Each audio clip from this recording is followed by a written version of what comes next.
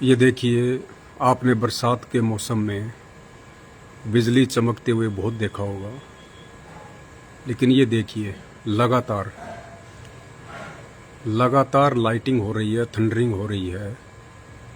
ऐसा शायद आपने पहले कभी नहीं देखा होगा। ये लाइव है, आपकी आंखों के सामने है। लगातार थंडरिंग हो रही है। आप जितने भी भाई बहन हैं, आपने अपनी लाइफ में कभी ऐसा नहीं देखा होगा।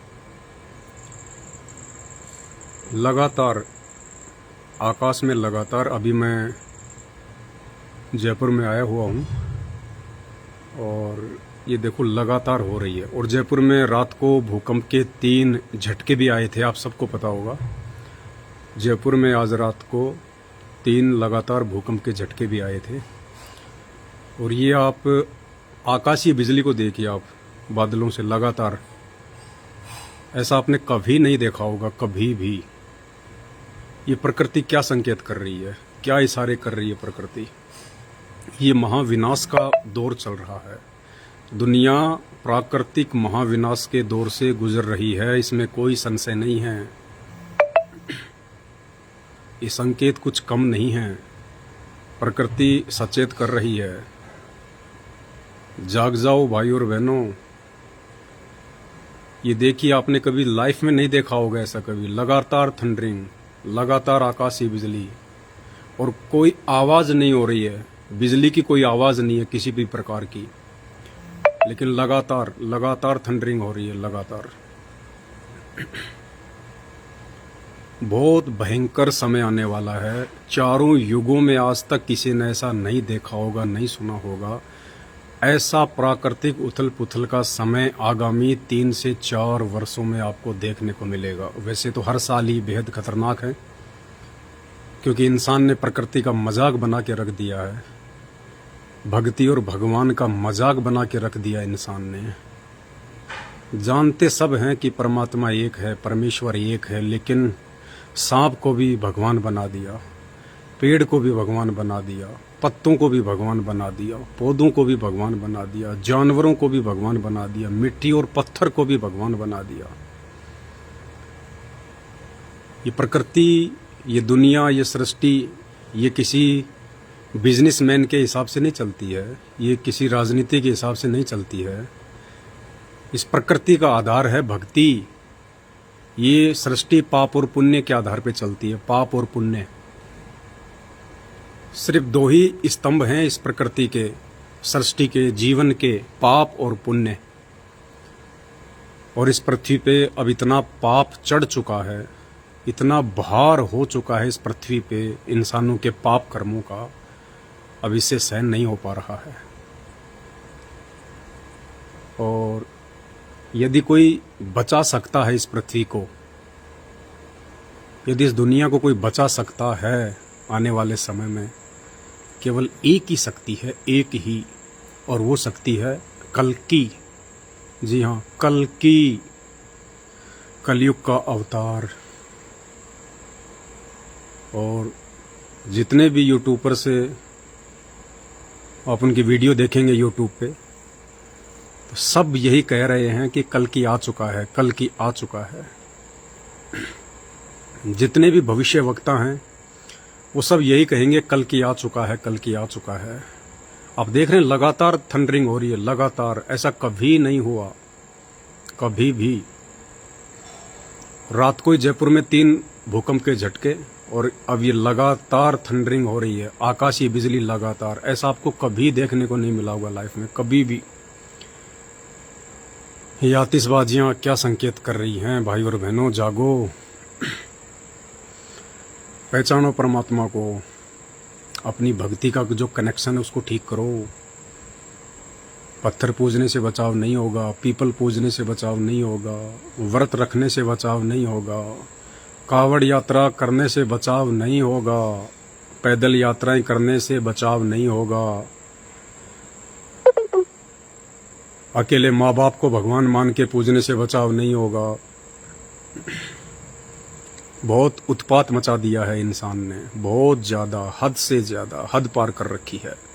अनैतिक कर्मों की, कुकर्मों की, शराबी हो गया, कबाबी हो गया, मांसाहारी हो गया, झूठ, रिश्वत, चालबाजी, भ्रष्टाचारी, सीनाजोरी, लड़ाई झगड़ा, मारपीट, धोखाधड़ी, रिश्वत, कालाबाजारी, ये प्रकृति चुन चुन के बदला लेगी, चुन चुन के। बचाने वाला केवल एक ही है, कल्कि। कौन सा कल्कि? विष्णु का अवतार नहीं। विष्णु का अवतार तो कलयुग के अंत में आएगा। कलयुग की कुल उम्र 4,32,000 वर्ष है। अभी तो मात्र 5,500 वर्ष ही बीता है। फिर क्यों ये दुनिया भविष्यवाणियां कर रही है कि कल की आ चुका है, कल की आ चुका है? वो कौन सा कल की आ चुका है? वो कल की, वो पूर्ण परमात्मा की तरफ इशारा है, कबीर देव की तरफ इशारा है, जिसने दुनिया रची है, सृष्टि रची है, जिसने बादल बनाए हैं, चांद तारे सितारे बनाए हैं, ब्रह्मांड बनाए हैं, जीवों की उत्पत्ति की है, जिसके आदेश से ब्रह्मा, विष्णु, महेश, दुर्गा, काल, महाकाल सब अपना कार्य कर रहे हैं। वो कल्कि धरती पे आ चुका है। और उस कल्कि के अलावा तुम्हें इस सृष्टि में आने वाले समय में कोई बचाने वाला नहीं है। ये लाइव वीडियो चल रहा है, आप देख रहे हैं सामने स्क्रीन, लगातार थंडरिंग हो रही है, लगातार मुफ्त में आपको आतिशबाजी देखने को मिल रही है। अभी तो खाली हवाई हवाई है, आने वाले दिनों में हकीकत में होगी। हकीकत में बचने का कोई साधन नहीं, समाधान ही नहीं, बच ही नहीं पाओगे। चाहे तुम कितने पैसे वाले हो, नेता लोग चाहे कितने बंकर बनवा लें, कोई कितनी अपनी सुरक्षा कर ले, नहीं बच पाओगे।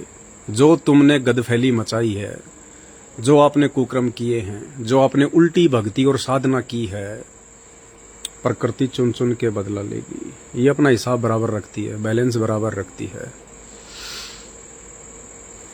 देश में क्या चल रहा है, विदेश में क्या चल रहा है, सबको पता है।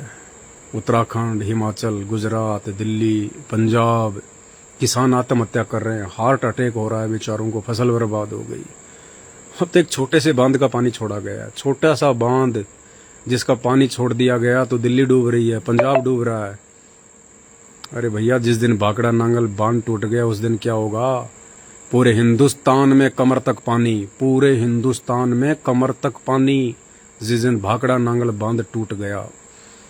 और प्रकृति के आगे सब बेबस। ना आपकी सरकारें कुछ कर सकती है, ना आपकी दौलत कुछ कर सकती है, ना आपके रिश्तेदार और माँ बाप कुछ कर सकते हैं, ना आपका ये शरीर, ये जोश, ये जुनून कुछ कर सकता है।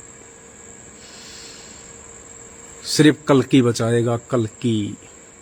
और कल्कि का किसी को पता नहीं है कि कल्कि कौन है। सिर्फ हवाई फायरिंग कर रहे हैं लोग। आ चुका है, वहां आ चुका है, अपना काम कर रहा है, ये कर रहा है, वो कर रहा है। कल्कि धरती पे आ चुका है। और कल्कि की जानकारी लगातार मेरे Facebook page Pawan Das is live पर दी जा रही है। और वो कल्कि कोई और नहीं है, ढूंढते रह जाओगे, ऐसे नहीं मिलेगा कल्कि। कल्कि घोड़े पे बैठ के नहीं आने वाला, वो तो विष्णु का अवतार आएगा अंत में, 10 फुट की तलवार लेके, नीले घोड़े पे बैठ के या सफेद घोड़े पे बैठ के। वो विष्णु का अवतार, वो कलयुग के अंत में आएगा। अभी तो 4 लाख साल पड़े हुए हैं। वो कल्कि जो दुनिया को बचाएगा, वो कल्कि जो काल को पराजित करेगा, वो कल्कि आज धरती पे आ चुका है। और वो कल्कि हम लगातार कह रहे हैं, लेकिन अभी आपके समझ में नहीं आएगी। अभी आप लोगों को मजाक लगेगा, क्योंकि 2 अक्षर आदमी पढ़ लेता है, अपने आप को विद्वान समझने लग जाता है, शाना समझने लग जाता है, बातों पे ध्यान नहीं देता। लेकिन इस दुनिया को बचाने वाला कल्कि केवल एक ही है, और वो है परम पूज्य सतगुरु रामपाल जी भगवान। समझदार होंगे, जो बुद्धिमान होंगे, वो समय रहते उनके सत्संग सुनना शुरू कर देंगे और अपने बचाव का रास्ता निकाल लेंगे। मूर्ख होंगे, वाद विवाद करने वाले होंगे, बकवाद करने वाले होंगे, वो मजाक करेंगे, गालियां निकालेंगे, हट्ठास करेंगे, दांत निकालेंगे, नाक चढ़ाएंगे, और आने वाले समय में फिर अपनी दुर्गति भी करवाएंगे, कमर तोड़वाएंगे। संभल जाओ भाई और बहनों, संभल जाओ। ये सतगुरु रामपाल जी भगवान कोई आम व्यक्ति नहीं है। इसको आम संत समझने की भूल मत करना, आम व्यक्ति समझने की भूल मत करना। ये ईसाइयों का मसीह है, ये सरदारों का वाहिगुरु है, यही मुसलमानों का अल्लाह है और यही हिंदुओं का भगवान है, परमात्मा है, आदि राम है। इसके अलावा धरती पे कहीं जाके छुप जाना। केवल दो ही तरीके हैं आने वाले समय में प्राकृतिक आपदाओं से बचने के, पूरे धरती पे दो ही तरीके, तीसरा तरीका नहीं मिलेगा आपको। और ये 2028 तक का खेल है सारा। 2028 तक ये प्रकृति काफी कुछ अपने अंदर समेट लेगी। केवल दो ही तरह के व्यक्ति बच पाएंगे इन आगामी 4 से 5 वर्षों में। पहले प्रकार के वो जिनके पास में भक्ति धन है। भक्ति चाहे वो पिछले जन्मों का हो, वर्तमान में तो संत रामपाल जी की भक्ति के अलावा धरती पे कोई भक्ति है ही नहीं। इसलिए जिसके पास में उसके पूर्व जन्मों की भक्ति होगी, यदि उसके पास में पुण्य है और धार्मिकता में उसकी रुचि है, धर्म में उसकी रुचि है, भले अभी अनजानपने में वो पत्थर पूज रहा है, देवी देवता पूज रहा है, ब्रह्मा विष्णु महेश पूज रहा है, भले वो कावड़ ला रहा है, पैदल यात्रा कर रहा है, भले वो कुछ भी नहीं कर रहा, भले वो शराब पीता है, मांस खाता है, लेकिन यदि उसके पास में पिछले जन्म का भक्ति धन है तो वो बचेगा, वो बचा रहेगा। और दूसरे प्रकार के वो जो संत रामपाल जी की शरण में हैं या संत रामपाल जी के सत्संग सुन रहे हैं। तीसरे प्रकार का व्यक्ति आपको 2028 तक दिखाई नहीं देगा। अभी मजाक लग रहा होगा, लगेगा, क्योंकि त्रेता में रामचंद्र जी आए थे, उनको किसने भगवान माना था? लोग गालियां निकालते थे, रावण उनकी औरत उठा ले गया। कहाँ भगवान मानता था रावण राम को? माता कैकेयी ने अपने पुत्र भरत के लिए राज्य, रामचंद्र के लिए 14 साल का वनवास, उनकी खुद की चाची उनको भगवान नहीं मानती थी।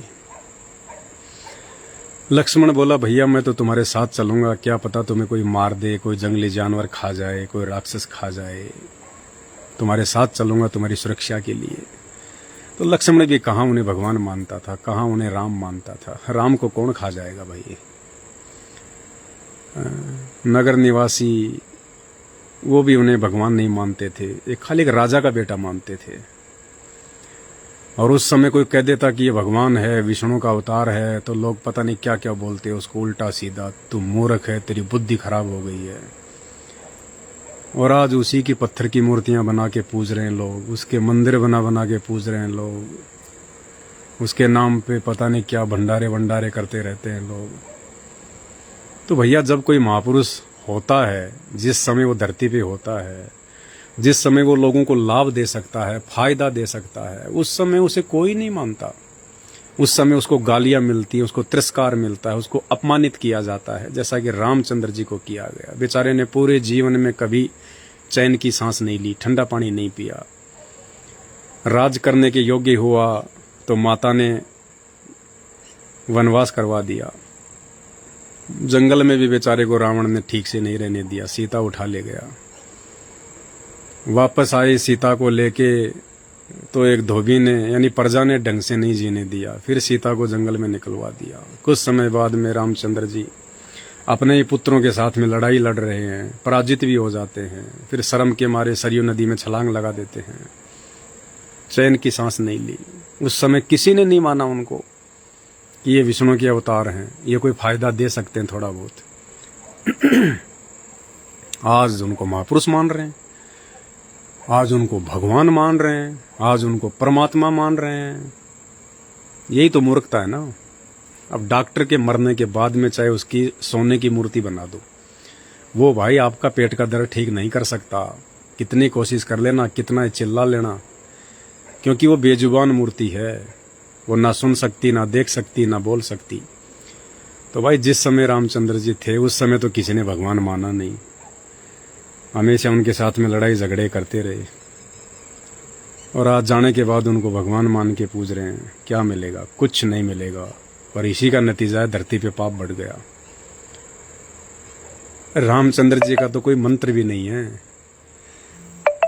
उनके शरीर के नाम की रट लगा ली, राम राम राम राम राम। अरे वो तो उनके शरीर का नाम था भाई, जैसे आपके शरीर का नाम, किसी का नाम कालू राम, किसी का नाम धोड़ू राम, किसी का नाम मांगी राम। ये तो शरीर का नाम है, 5 तत्वों के शरीर का नाम है। तो मंत्र अलग होता है, बीज मंत्र अलग होते हैं। तो राम का तो कोई मंत्र है ही नहीं। मंत्र यदि हैं तो ब्रह्मा विष्णु महेश के हैं, उस पोस्ट के मंत्र हैं। ये तो उनके अंश अवतार थे, इनका कोई मंत्र नहीं है। ऐसे ही फिर द्वापर में श्री कृष्ण जी रूप में आए। ओहो, बेचारे को चैन से जीने नहीं दिया। जन्म नहीं लिया उससे पहले तो मामा दुश्मन तलवार लेके खड़ा हो गया, मरने मारने के लिए लोगों को तैयार कर दिया। जन्म नहीं लिया उससे पहले तो मामा दुश्मन, गर्भ से दुश्मनी शुरू हो गई। और जब जन्म ले लिया और उसके बाद ओहो, कभी मामा जरासिंध को मारने भेज रहा है, कभी पूतना, कभी काल्यावन, कभी शिशुपाल, पता नहीं, लड़ाई झगड़े मार पीट में पूरा जीवन निकला उनका। अंत में बेचारा मथुरा छोड़ के द्वारिका भाग गया। द्वारिका में भी समुद्र ने चैन से नहीं जीने दिया, उसकी द्वारिका भी डुबो दी समुद्र ने। उस समय किसी ने भगवान नहीं माना।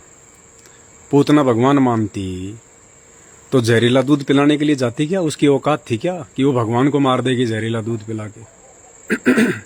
लेकिन पूतना ने भगवान माना ही नहीं। कंस अगर भगवान मानता, उसका खुद का मामा अगर भगवान मानता कि मेरा भाणजा भगवान है, विष्णु का अवतार है, तो बताओ ऐसी मूर्खता कौन करेगा अपने भाणजे को मरवाने की कि ये भगवान है? नहीं करेगा। जरासिंध, काल्यावन, शिशुपाल, दुर्योधन, एक बात नहीं मानी। बेचारा 3 बार गया था शांति प्रस्ताव लेके कि शायद महाभारत का युद्ध रुक जाए, लेकिन नहीं माना। अंत में लड़ाई झगड़ा हुआ। उस समय किसी ने भगवान नहीं माना, किसी ने भी। और आज द्वारिकाधीश का मंदिर बना दिया, जगन्नाथ का मंदिर बना दिया, पता नहीं कैसे कैसे मंदिर बना दिए, इतना पैसा बर्बाद कर दिया। वृंदावन, मथुरा की फेरियां, गोवर्धन की फेरी, अब क्या मिलेगा? कुछ नहीं मिलेगा। धूल फांकते रहो, पैर घिसते रहो, सांसें बर्बाद करते रहो, समय बर्बाद करते रहो, कुछ नहीं मिलेगा। जब तक डॉक्टर जीवित होता है वो आपकी नब्ज भी देखेगा, आपका रोग भी ठीक करेगा। और जब डॉक्टर मर जाता है उसके बाद भाई चाहे उसकी सोने की मूर्ति बना दो, चाहे चांदी की मूर्ति बना दो, चाहे उसके मंदिर बना दो, उसके गले में वो स्टेथोस्कोप भी लगा दो, फिर भी किसी भी प्रकार का वो डॉक्टर आपको लाभ नहीं दे सकता, आपको फायदा नहीं दे सकता किसी भी प्रकार का, क्योंकि वो मूर्ति है, वो मुर्दा है, वो ना सुन सकता, ना देख सकता, ना बोल सकता, ना चल सकता। तो अब संभलो भाई, अब तो कम से कम परमात्मा आए हुए हैं धरती पे साक्षात। वो त्रेता वाली गलती ना करो, अब द्वापर वाली गलती ना करो। देखो लगातार आकाशीय बिजली, आधे घंटे से लाइव चल रहा है, आप सब देख रहे हैं, लगातार आकाशीय बिजली हो रही है आधे घंटे से। कभी नहीं देखा होगा आपने जिंदगी में ऐसा कभी। तो भाई प्रकृति क्या संकेत कर रही है? मरोगे सूखे, कोई नहीं बचाएगा, सोचने का भी मौका नहीं मिलेगा। दीपू को लाना इसका, पावर बैंक वाला लेके ना जल्दी ला। अभी 2-3 महीने पहले क्या हुआ था तुर्की में, सबको पता है ना। लाखों ले मरा काल रात को, लाखों उठने का मौका भी नहीं दिया लोगों को, सचेत होने का मौका भी नहीं दिया। और ये जितने भी प्राकृतिक आपदाएं हैं, भूकंप है, बाढ़ है, भूसंकलन है, ये सब रात्रि के समय आती हैं। रात्रि के समय ये एक सोची समझी साजिश है काल की, शैतान की, मुसलमान जिसे अपना अल्लाह कहते हैं वो शैतान है, हिंदू जिसे अपना भगवान कहते हैं वो काल है, काल। वो शैतान, वो काल एक ही शक्ति है, और ये किसी को मौका नहीं देता है, किसी को मौका नहीं देता। ये अचानक से रातों रात ले मरता है, ये रातों रात। तो तुर्की में रातों रात भूकंप आया, लाखों को ले मरा। कोरोना आया, कई लाखों को ले मरा, कई लाखों को। 1 लाख खाता प्रतिदिन, ये इसको श्राप लगा हुआ है। 1 लाख जीव खाता है, 1 लाख। जितने भी मरते हैं ना यहाँ पे, दादा परदादा बेटा बेटी, जितने भी इंसान मरते हैं यहाँ पे, वो कहाँ जाते हैं? सीधे सबसे पहले काल के मुंह में जाते हैं। जितने भी उन्होंने कुकर्म किए होते हैं, शराब बीड़ी गुटखा चोरी जारी नशा, वो सूक्ष्म शरीर में उनकी वासना जमा होती रहती है। आप शराब पीते हैं, बड़ा आनंद आता है ना, है? शराब के नशे में पता नहीं क्या क्या कर देते हैं। कौन ले रहा है वो आनंद? अरे आपने शराब का प्याला मुंह के लगाया, जीभ ने आपको स्वाद बता दिया, अंदर कर दिया। अब जीभ तो नहीं ले रही वो आनंद, ना मुंह आनंद ले रहा। आनंद कौन ले रहा है शराब का? मन, मन ले रहा है आनंद। मन कौन है? ये काल है, ये शैतान है, शैतान, जिसकी आज सब लोग पूजा कर रहे हैं, सब लोग। अगर आप राम को पूजते हैं तो भी आप शैतान की पूजा कर रहे हैं, क्योंकि राम रूप में भी आज वो शैतान ही अपनी पूजा करवा रहा है, कृष्ण रूप में भी वही करवा रहा है। मुसलमान भाई जो पूजा पाठ कर रहे हैं वो शैतान की हो रही है सारी, सब कुछ। आप जो भी देवी देवताओं की पूजा करते हैं वो शैतान की पूजा है, क्योंकि शैतान उन सब के ऊपर है, वो सबको भ्रमित रखता है। अपना भोजन तैयार करने के लिए उसने इन देवी देवताओं को खड़ा कर रखा है। तो भाई आकाशीय बिजली देख लो आप, आधे घंटे से ऊपर हो गया लगातार। ये जयपुर का सीन है। आज एक भगत भाई के घर पे आए हुए हैं, ये लगातार लगातार आपको दिखाई दे रहा है। ये प्रकृति भयंकर रौद्र रूप दिखाएगी आने वाले समय में, भयंकर। इस संकेतों को समझो और समय रहते उस कल्कि भगवान के सत्संग सुनना शुरू कर दो। और वो कल्कि संत रामपाल जी है, संत रामपाल जी। कल्कि मानी कलयुग में अवतार, ये पूर्ण करतार है, पूर्ण करतार, कल्कि अवतार। विष्णु का अवतार तो भी तो 4 लाख साल पड़े हैं, वो तो बाद में आएगा, उसका भी क्या काम है। उसके पास ज्ञानवान नहीं होगा, वो कोई संत थोड़ी है। वो तो खाली मारपीट करने आएगा, जैसे राम आया, श्री कृष्ण आए, वो खाली मारपीट करने के लिए भेजेगा उसको विष्णु। वो कोई संत नहीं होगा, उसके पास कोई ज्ञान नहीं होगा, उसे कोई शास्त्रों का ज्ञान नहीं होगा। जैसे श्री रामचंद्र जी आए, उनको कोई शास्त्रों का ज्ञान थोड़ी था, उनको कोई वेदों का ज्ञान थोड़ी था कोई। वो कोई संत थोड़ी थे, राजा के लड़के थे। पूरी जिंदगी लड़ाई झगड़े किए उन्होंने, कोई धर्म का काम किया? एक भी काम बता दो कोई, तुम्हारा जूता मेरा सिर। श्री रामचंद्र जी 11,000 वर्ष तक रहे थे, उनका एक भी कोई ऐसा काम बता दो जिसको अपन धर्म का काम कह सकते हैं, सिवाय लड़ाई झगड़े, मारपीट, शिकार, मारपीट, हत्या, इसके अलावा कुछ नहीं किया उन्होंने। श्री कृष्ण जी का जीवन देख लो, एक भी धर्म का काम नहीं किया उन्होंने, सिवाय जीवन में लड़ाई झगड़े, मारपीट, लड़ाई झगड़े, मारपीट, लड़ाई झगड़े, मारपीट। तो भाई अगर ऐसे लोगों की पूजा करोगे तो आपके दिलो दिमाग में भी वही चीज़ घूमेगी 24 घंटे, लड़ाई झगड़े, मारपीट, गाली गलौज, कुवचन, और वही हो रहा है।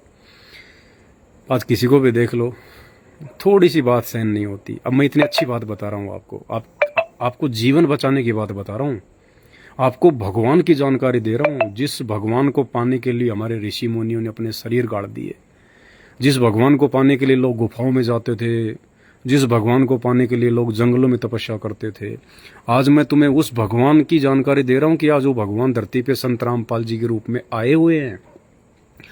और फिर भी क्या मिल रही है? गालियाँ, गालियाँ। तो भाई क्या होगा फिर आने वाले समय में? ये गालियाँ है ना, ये तीर की तरह चुभेंगी, तीर की तरह, कोई नहीं बचाएगा। देखो ना वो जिनको घमंड था इस बात का कि मेरे पास में 3 गाड़ियाँ, 4 गाड़ियाँ, मेरे पास में इतने प्लाट हैं, मेरे पास में इतनी ज़मीन है, वो पंजाब में जाके देखो नक्शा ही मिट गया, पता ही नहीं चल रहा सुखविंदर का खेत कौन है, तेजेंद्र का खेत कौन सा है, बलविंदर का खेत कौन सा है। सब की सीमाएं समाप्त हो गई। अब पटवारी को दोबारा से मेहनत करनी पड़ेगी पूरी, किसका खेत कहाँ है। नक्शे से मिट गए वो गाड़ियाँ माचिस की डब्बी की तरह बह रही है नदियों में, माचिस की डब्बियों की तरह। वो कोठियाँ फर्स्ट फ्लोर तक पानी आ गया उनमें। इतने अच्छे अच्छे गटर बाथरूम बनवा रखे थे हैं, उनमें घुस नहीं पा रहे। संभल जाओ, सुधर जाओ दुनिया वालों, संभल जाओ, बेमौत मरोगे बेमौत, कोई नहीं बचाएगा। भगवान धरती पे है संत रामपाल जी के रूप में। ऐ विलंब उनके सत्संग सुनना शुरू कर दो। ये मान बढ़ाई, ये राग ईर्ष्या, इंसान भगवान नहीं हो सकता, इंसान भगवान नहीं हो सकता। अरे इंसान तो भगवान नहीं हो सकता, ये तो हम भी जानते हैं। लेकिन भगवान अगर इंसानों को समझाने के लिए आएगा तो क्या हाथी बन के आएगा हैं? अरे भगवान अगर इंसानों को समझाने के लिए आएगा तो हाथी बन के आएगा, गेंडा बन के आएगा। इंसान को समझाना तो इंसान ही बन के आएगा, लेकिन वो हम इंसानों जैसा नहीं होता। वो उसके सोच, उसके विचार, उसके कर्म, उसका शरीर, ये आप और हमारी तरह 5 तत्व का नहीं होता, हार्ड मास का नहीं होता है। दिखाई जरूर देगा हमारे जैसा, सेम टू सेम, लेकिन हमारे जैसा नहीं होता भगवान। रामचंद्र जी आए त्रेता युग में, वो कोई जानवर बन के आए थे क्या? उनको तुम भगवान कहते हो कि श्री राम भगवान, श्री राम भगवान। बताओ, गेंडे के जैसे लगते थे, हाथी जैसे लगते थे क्या? इंसान थे ना।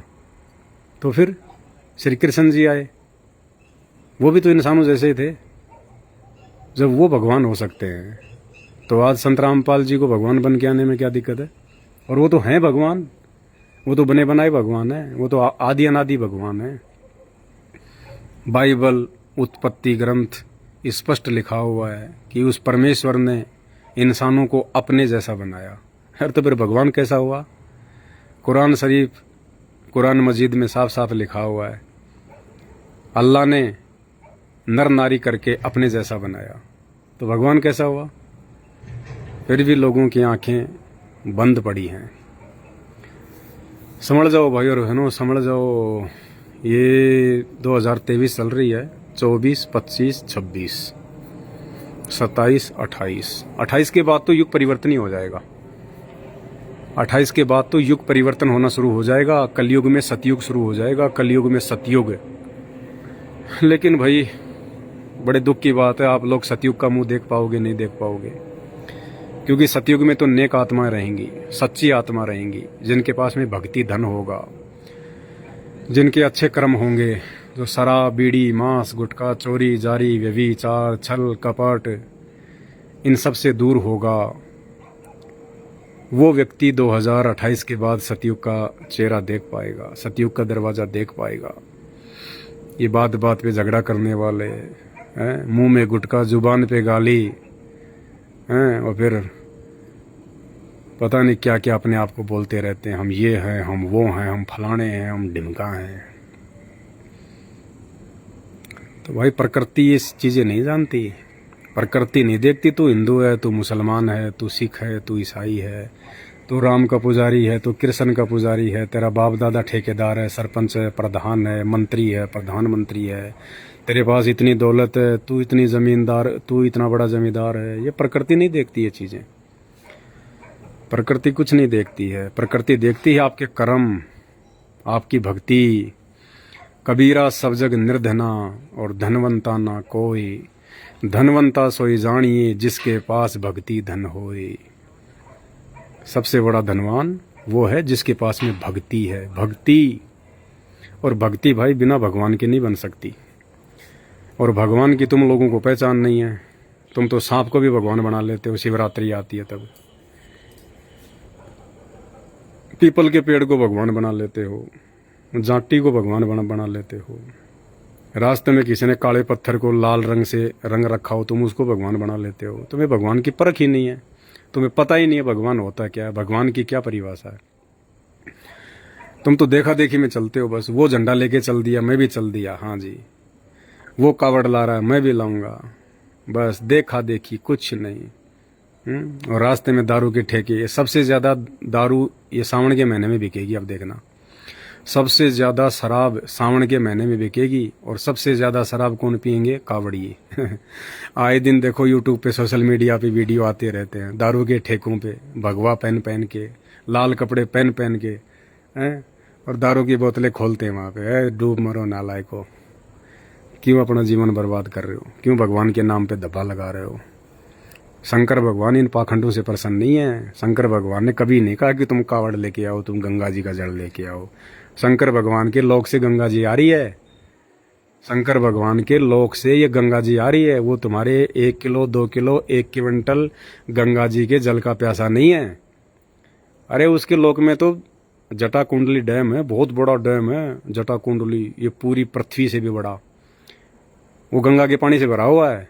वहाँ रोज बैठता है शंकर भगवान, समाधि लगाता है वहाँ बैठ के, उसी में नहाता है। वो तुम्हारे 2 लोटे जल के वो खुश हो जाएगा वो। हाँ, बद्रीनाथ, केदारनाथ, हरिद्वार जाके 2 किलो जल ले आया। उसको क्या आवश्यकता है 2 किलो जल की? उसके तो वहाँ से गंगा ही आ रही है। लेकिन तुम्हें बातें कौन बताए? और जो ये बातें बताए तो तुम्हें अच्छी नहीं लगती, क्योंकि तुम तो देखा देखी में चलने के आदी हो चुके हो। तुम्हें तो भेड़ चाल में चलना है। तुमने तो गांधारी की तरह जानबूझ के आंखों पे अज्ञानता की काली पट्टी बांध ली। तुमने तो खुद का भी सत्यानाश करवाना, अपने परिवार का भी करवाना। और देखो ना अभी कावड़िए जा रहे हैं, गाड़ी एक्सीडेंट हो जाती है, कोई ट्रक पीछे से मार दे। अभी देखो मेरठ में क्या हुआ, 6 कावड़ियों की मौत होगी। क्यों? शंकर भगवान को नींद आ रही थी क्या?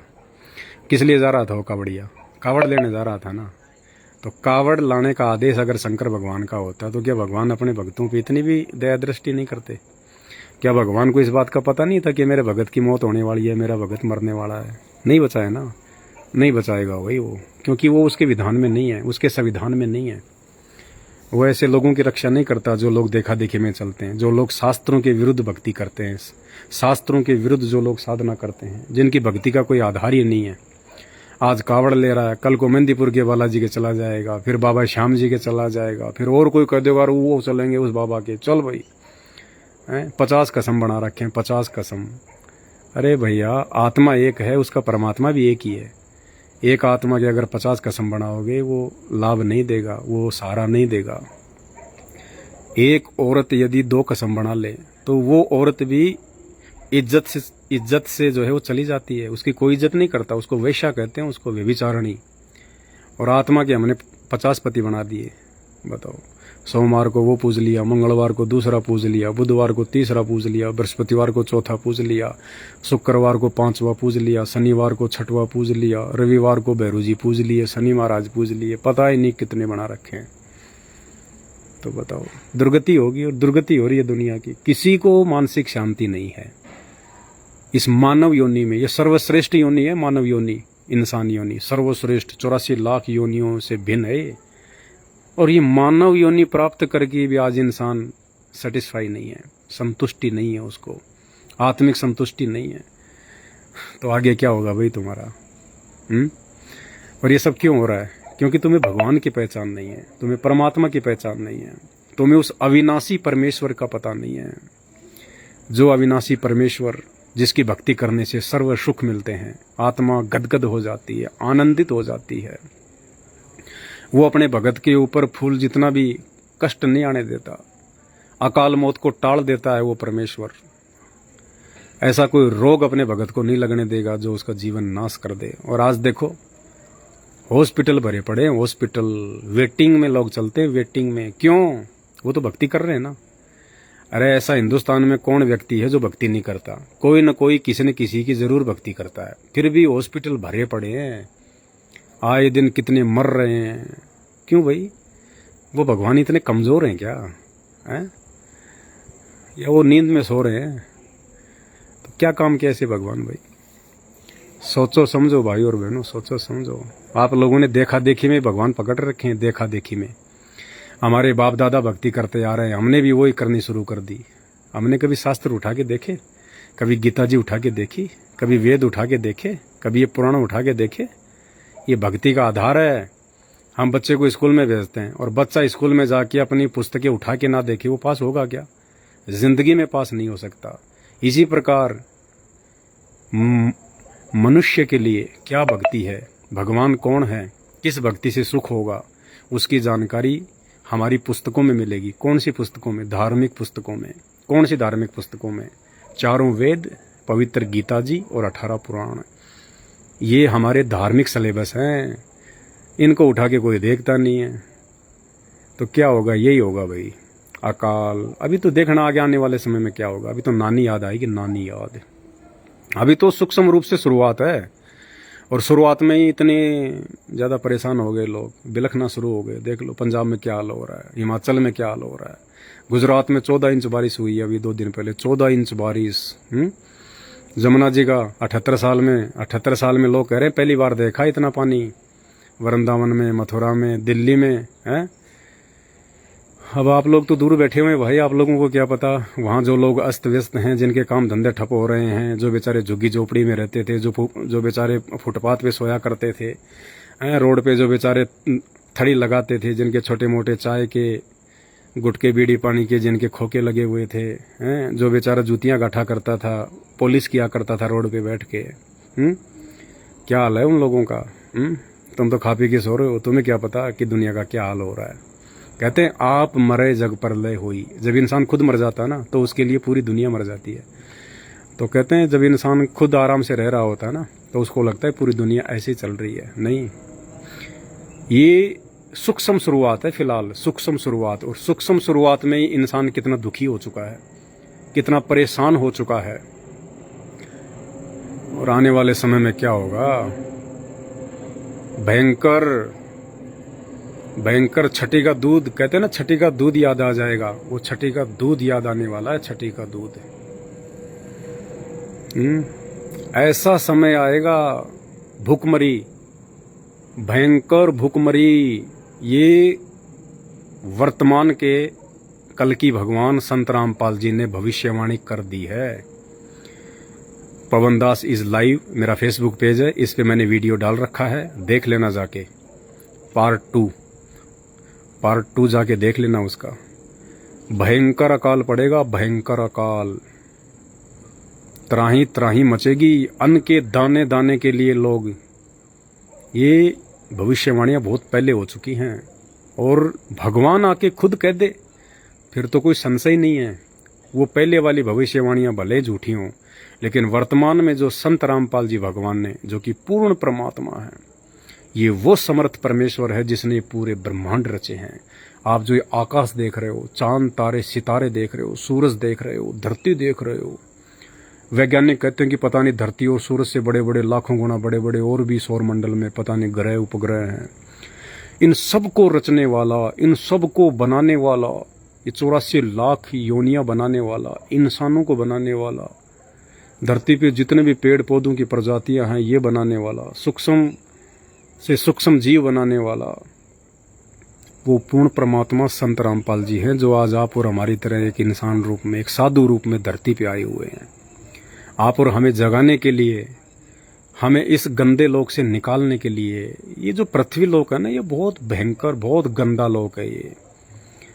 अब देखो 10 साल कोई आदमी जेल में रहे, किसी को जेल हो जाए और 8-10 साल वो जेल में रहे, तो उस आदमी को 8-10 साल जेल में रहते रहते ये लगने लग जाता है जैसे मेरा घर ही है। उसका छोड़ के जाने का मन ही नहीं करता, क्योंकि उसके यार दोस्त हो जाते हैं, पुलिस वालों से जानकारियां हो जाती हैं, बाहर से सामान आ जाता है, बढ़िया लोगों से लाइजनिंग हो जाती है, बढ़िया उसकी गुडविल हो जाती है।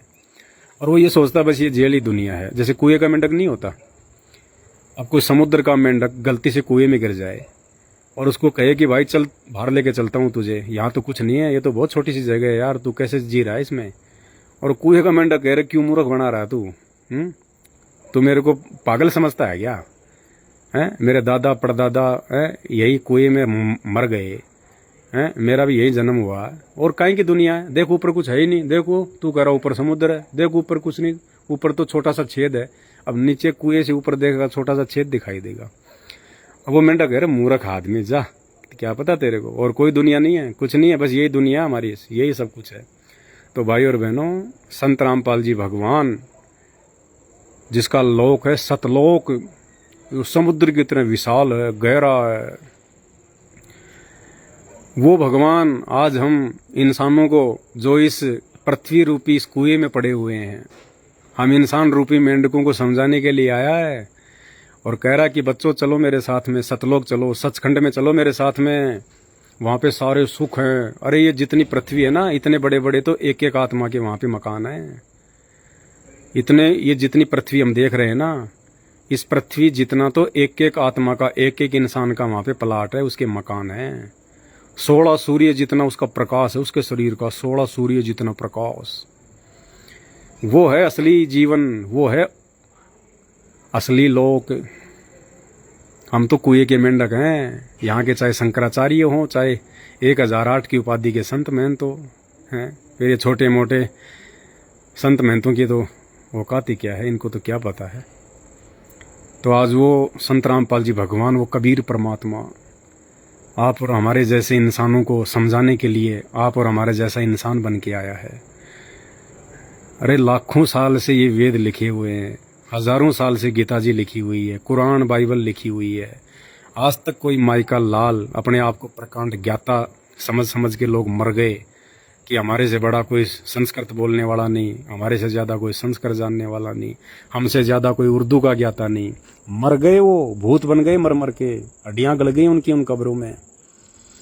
आज तक वो नहीं समझा पाए इन शास्त्रों में लिखा क्या है, इन वेदों में लिखा क्या है। वो चतुर्वेदी, वो त्रिवेदी मर गए, आज उनके नाम से उनकी जातियाँ बन गई, उनके गोत्र बन गए। जो पहले चारों वेदों को जो कंठस्थ याद कर लेता था उसको चतुर्वेदी कहने लग गए, आज उनके गोत्र बन गए चतुर्वेदी, फलाना चतुर्वेदी। जो 3 वेदों को जानता था उस समय उसको त्रिवेदी कहा जाता था, आगे चल के वो गोत्र बन गया त्रिवेदी, रमेश त्रिवेदी, फलाना त्रिवेदी। जो 2 वेदों को जानता था, जिसने 2 वेदों का तोते की तरह रट्टा मार रखा था, सार तो समझ ही नहीं सकते थे कि वेद क्या कहना चाहते हैं, वेद भक्ति और भगवान के विषय में क्या कहना चाहते हैं। वेद कोई नोवेल थोड़ी है, वेद कोई महाभारत और रामायण की कोई कहानियां थोड़ी हैं। वेद मतलब भक्ति की जानकारी, परमेश्वर की जानकारी है, उनमें पूर्ण परमात्मा की जानकारी है।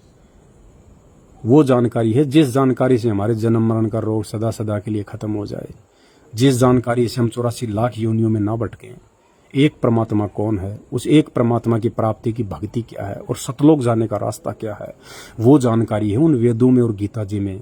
तो ये कहाँ जानते बेचारे शंकराचार्य, आदि शंकराचार्य, संत महंत मंडलेश्वर हैं, इनके ये क्या, ये बेचारे आप और हमारे जैसे इंसान है। ये तो संस्कृत पढ़ ली, पढ़ती पढ़त पढ़ंती, घटती घटत गढ़ंती, बस संस्कृत अच्छी बोल लेते थे ये। अरे संस्कृत अच्छी बोलने से कोई शास्त्रों को थोड़ी समझा जा सकता है।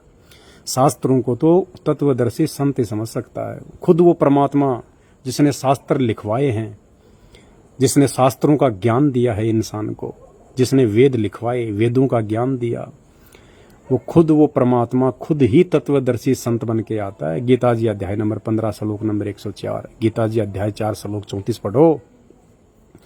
भगवान कह रहे हैं कि हे अर्जुन, अगर तुझे पूर्ण परमात्मा की जानकारी चाहिए, पूर्ण मोक्ष चाहिए, तो किसी तत्वदर्शी ज्ञानियों के पास जाके समझ।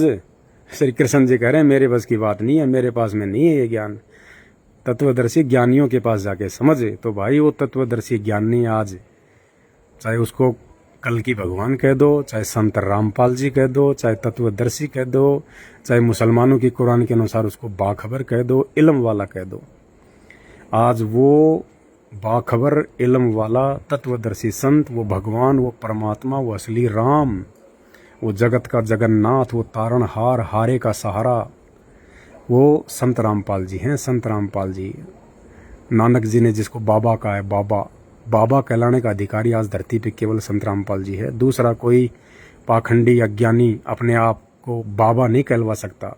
बाबा का मतलब होता है सबका बाप, सबका, जिसने सब इंसानों को रचा है उसको कहते हैं बाबा, जिसने पूरी सृष्टि को रचा है उसको कहते हैं बाबा, यानी बाप का बाप, उसको कहते हैं बाबा। तो हम इंसानों का झूठा बाप बन के बैठा ये काल है, शैतान, मुसलमान धर्म में जिसको शैतान कहा जाता है, हिंदू जिसे काल कहते हैं, ये हम सबका बाप बन के बैठा है यहाँ पे। और बाबा इस काल का भी बाप, वो कबीर परमात्मा जो आज संत रामपाल जी के रूप में धरती पे प्रकट है, इसलिए उसको बाबा कहते हैं, बाबा।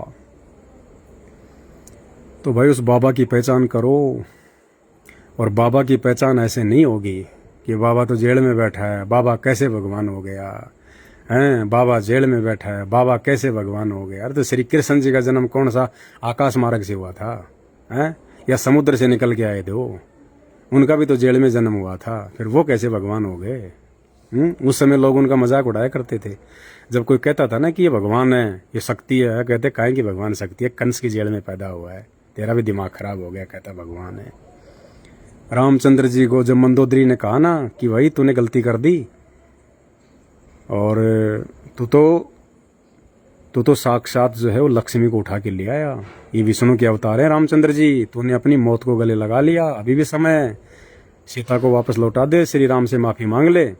तो रावण ने कहा कि मंदोदरी तू पागल हो गई, वो जंगल में रहने वाले बनचर, वो मृग मारने वाले मांसाहारी है, तू क्या जाने तू उनको, क्या है वो है? मैं तीनों लोगों का विजेता रावण है, मेरा बेटा इंद्रजीत जिसने इंद्र को जीत के उसकी बेटी सुलोचना से शादी कर रखी है, अरे 33 करोड़ देवी देवता मेरी जेल में पड़े हैं और तू मुझे उन 2 बनचरों से डरा रही है। तो मेरे भाइयों, जिस समय कोई महापुरुष आता है धरती पे, उस समय उसको कोई नहीं मानता, सब उसको बेइज्जत करते हैं, उसको दुत्कारते हैं। बाबा रामपाल जेल में पड़ा है, बाबा रामपाल कहाँ का भगवान है? तो 33 करोड़ देवता कौन से विमान में घूम रहे थे त्रेता युग में? है भाई, ये 33 करोड़ देवी देवता कोई विमान में घूमते थे क्या? है? ये रावण की जेल में नहीं पड़े थे? है? जब तुम इन कैदियों को भगवान कह सकते हो, 33 करोड़ देवी देवताओं को जो रावण के कैद में थे, और शनिदेव जिसे तुम इतना डरते हो, तेल चढ़ाते हो, हाथ जोड़ते हो, शनिदेव, रावण जब सिंहासन पे बैठा करता था ना तो शनिदेव को अपने पैर के नीचे दबा के रखता था, यानी शनिदेव को तो उसने अपना आसन बना रखा था, शनि महाराज को, उसके ऊपर तो पैर रखा करता था नीचे रावण। तुम उस शनि महाराज से डर रहे हो क्या? भाई और बहनों, जागो, आंखें खोलो, परमात्मा है अभी धरती पे, अपना भला करवा लो, आत्म कल्याण करवा लो, बाद में रोओगे, पछताओगे, आंखों के सामने मरेंगे तुम्हारे परिवार वाले, देख लेना, तुम्हें कोई नहीं बचाएगा। बहुत भयंकर दुर्गति होने वाली है, ये अंत का समय है, ये अंत का समय है, और इस अंत के समय में वो बिरले बचेंगे जो बिरले संत रामपाल जी की शरण में होंगे। और मात्र संत रामपाल जी के शरण में रहने से काम नहीं चलेगा कि हमने तो संत रामपाल जी को अपना गुरु बना लिया। गुरु बना के संत रामपाल जी की मर्यादा, उनके नियम, उनकी प्रत्येक शिक्षा पे चलना पड़ेगा, उनकी प्रत्येक आज्ञा को फॉलो करना पड़ेगा।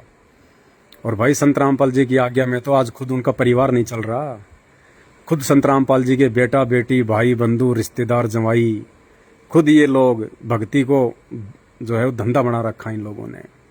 संत रामपाल जी के जेल जाते इन लोगों ने उनको दुनिया वालों की तरह आम व्यक्ति समझ के, किसी ने अपना बाप समझ लिया, किसी ने अपना चाचा समझ लिया, किसी ने अपना फूफा समझ लिया, किसी ने अपना बाप समझ लिया, और उनके जेल जाते ही भक्तों को मूर्ख बना के 10-10 आश्रम खोल दिए हिंदुस्तान में, और 21,000 रुपये का पाठ, 2100 रुपये की ज्योति, ऐश कर रहे हैं, ऐश मौज लूट रहे हैं मूर्ख संगत के भरोसे। तो भाई और बहनों, बचेगा वो जो संत रामपाल जी से नाम लेके संत रामपाल जी को भगवान मानेगा और संत रामपाल जी की प्रत्येक मर्यादा में चलेगा, उनकी प्रत्येक शिक्षा में चलेगा वो। बाकी कुछ नहीं है, ये केवल यही बाबा है दुनिया में और दूसरा कोई बाबा नहीं है, एक ही बाबा रहेगा दुनिया में ये। बाकी ये बाबा बागेश्वर, बाबा बागेश्वर, फलाना बागेश्वर सब फैल हो जाएंगे ये। अब कहाँ गए तुम्हारे बाबा बागेश्वर? इतना ज़्यादा उसको सोशल मीडिया पे हवा दे रखी है, हैं? अरे भाई, पाकिस्तान से एक लड़की आ रखी है सीमा हैदर, हैं? और इतना बवंडर मचा हुआ है, कोई कहता है वो ISI की एजेंट है, कोई कहता है ये है, कोई कहता है वो है, कोई कहता है ये है। कभी उसे नोएडा पुलिस लेके जा रही है पूछने के लिए, कभी उसे ATS जो है वो पूछताछ कर रही है। अरे क्या जरूरत है? मूर्ख हो क्या आप लोग? इतने दिनों से बाबा बागेश्वर को आपने हवा दे रखी है कि वो मन की बात बता देता है, पर्चा निकाल देता है, सब कुछ बता देता है। अरे तो मूर्ख हो, क्यों इतना गवर्नमेंट का पैसा बर्बाद कर रहे हो? क्यों सरकार का इतना समय बर्बाद कर रहे हो?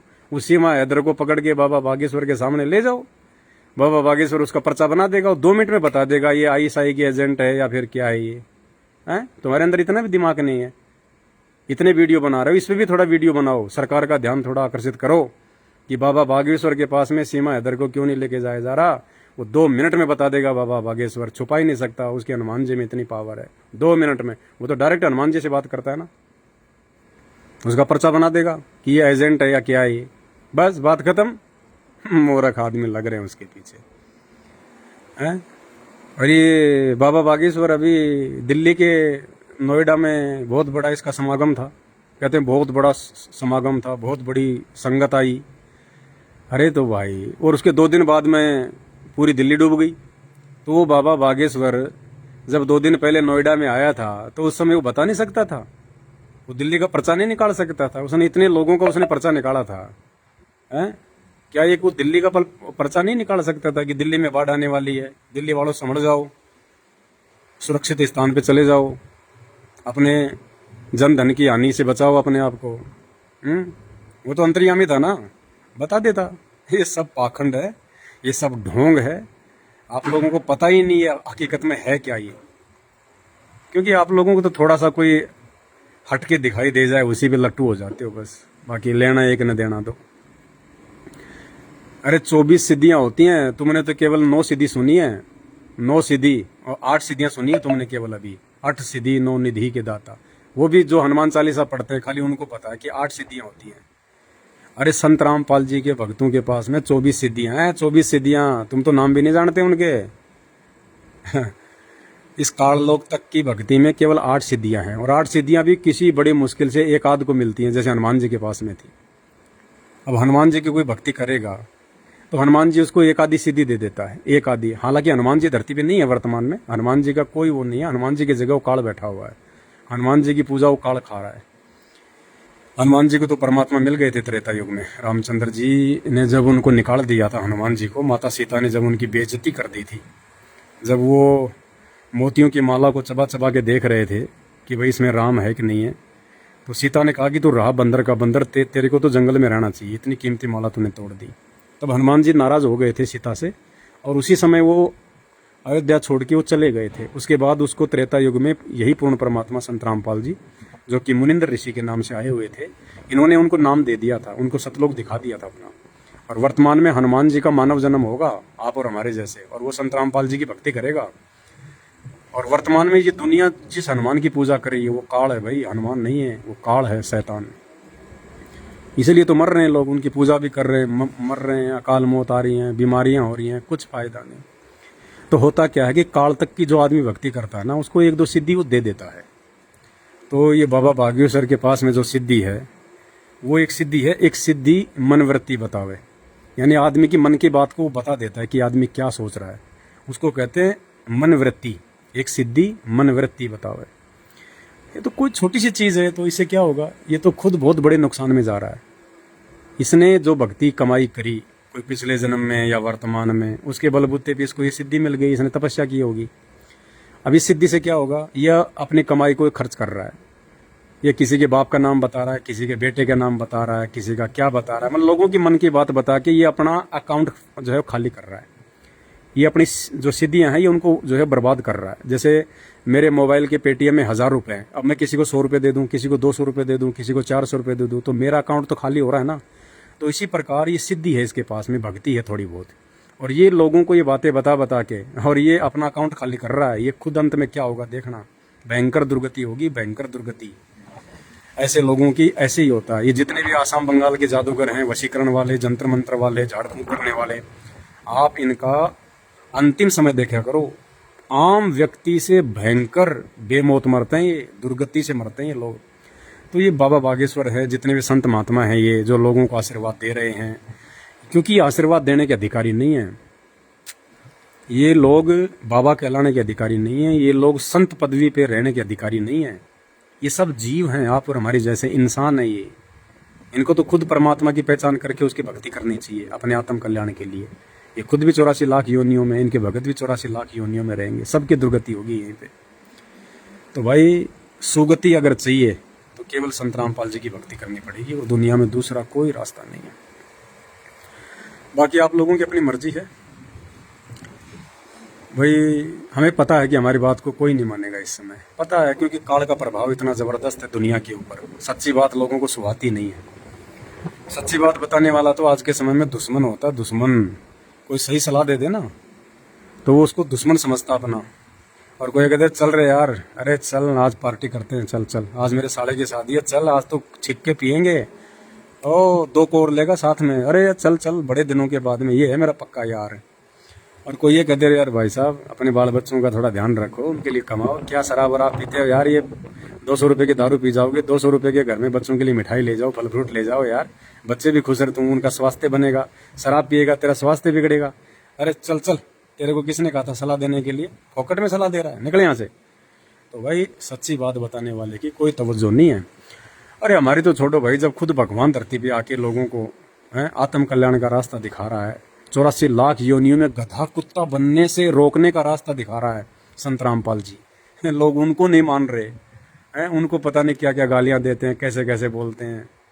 तो भाई अब उनके भक्तों को कौन तवज्जो देगा। लेकिन आने दो समय, बहुत जल्दी वो समय आ रहा है, बहुत जल्दी वो समय आ रहा है। इस पूरी दुनिया पे संत रामपाल जी का एक छत्र राज्य होगा, एक छत्र राज्य संत रामपाल जी का होगा।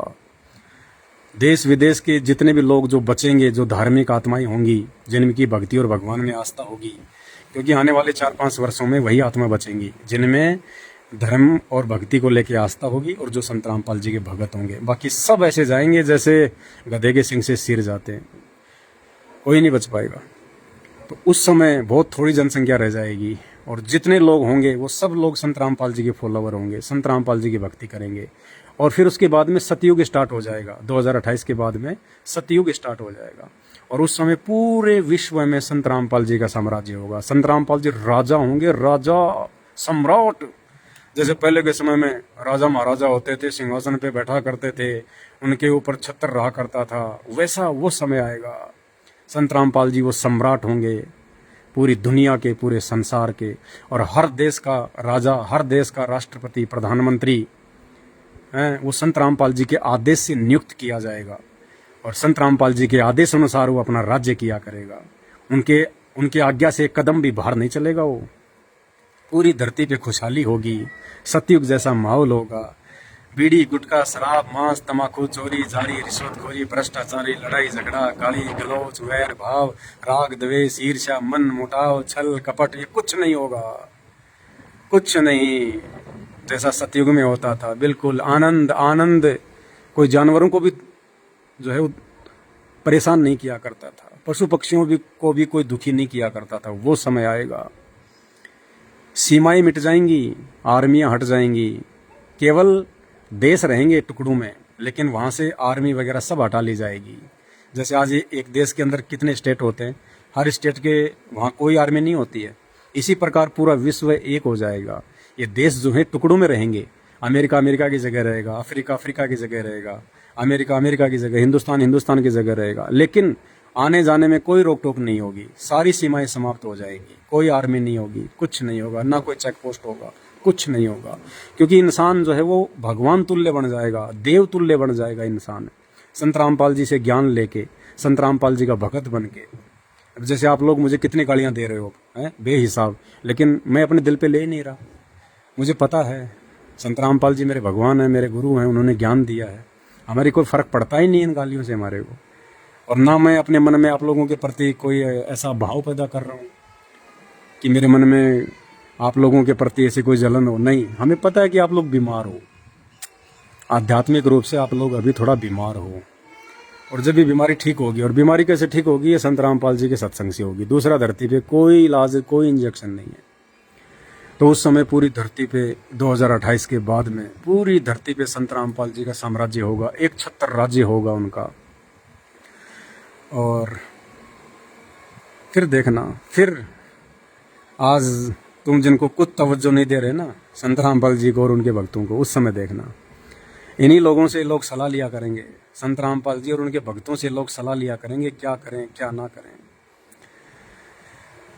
भाई और बहनों, असली भविष्यवक्ता दुनिया में यदि कोई है तो संत रामपाल जी के भगत हैं। क्योंकि संत रामपाल जी के ज्ञान से हम लोग आगे का जीवन देख सकते हैं कि क्या होने वाला है, किस कदर माहौल बिगड़ेगा, किस कदर लोगों पे आपत्ति आएंगी, किस कदर हाहाकार मचेगी।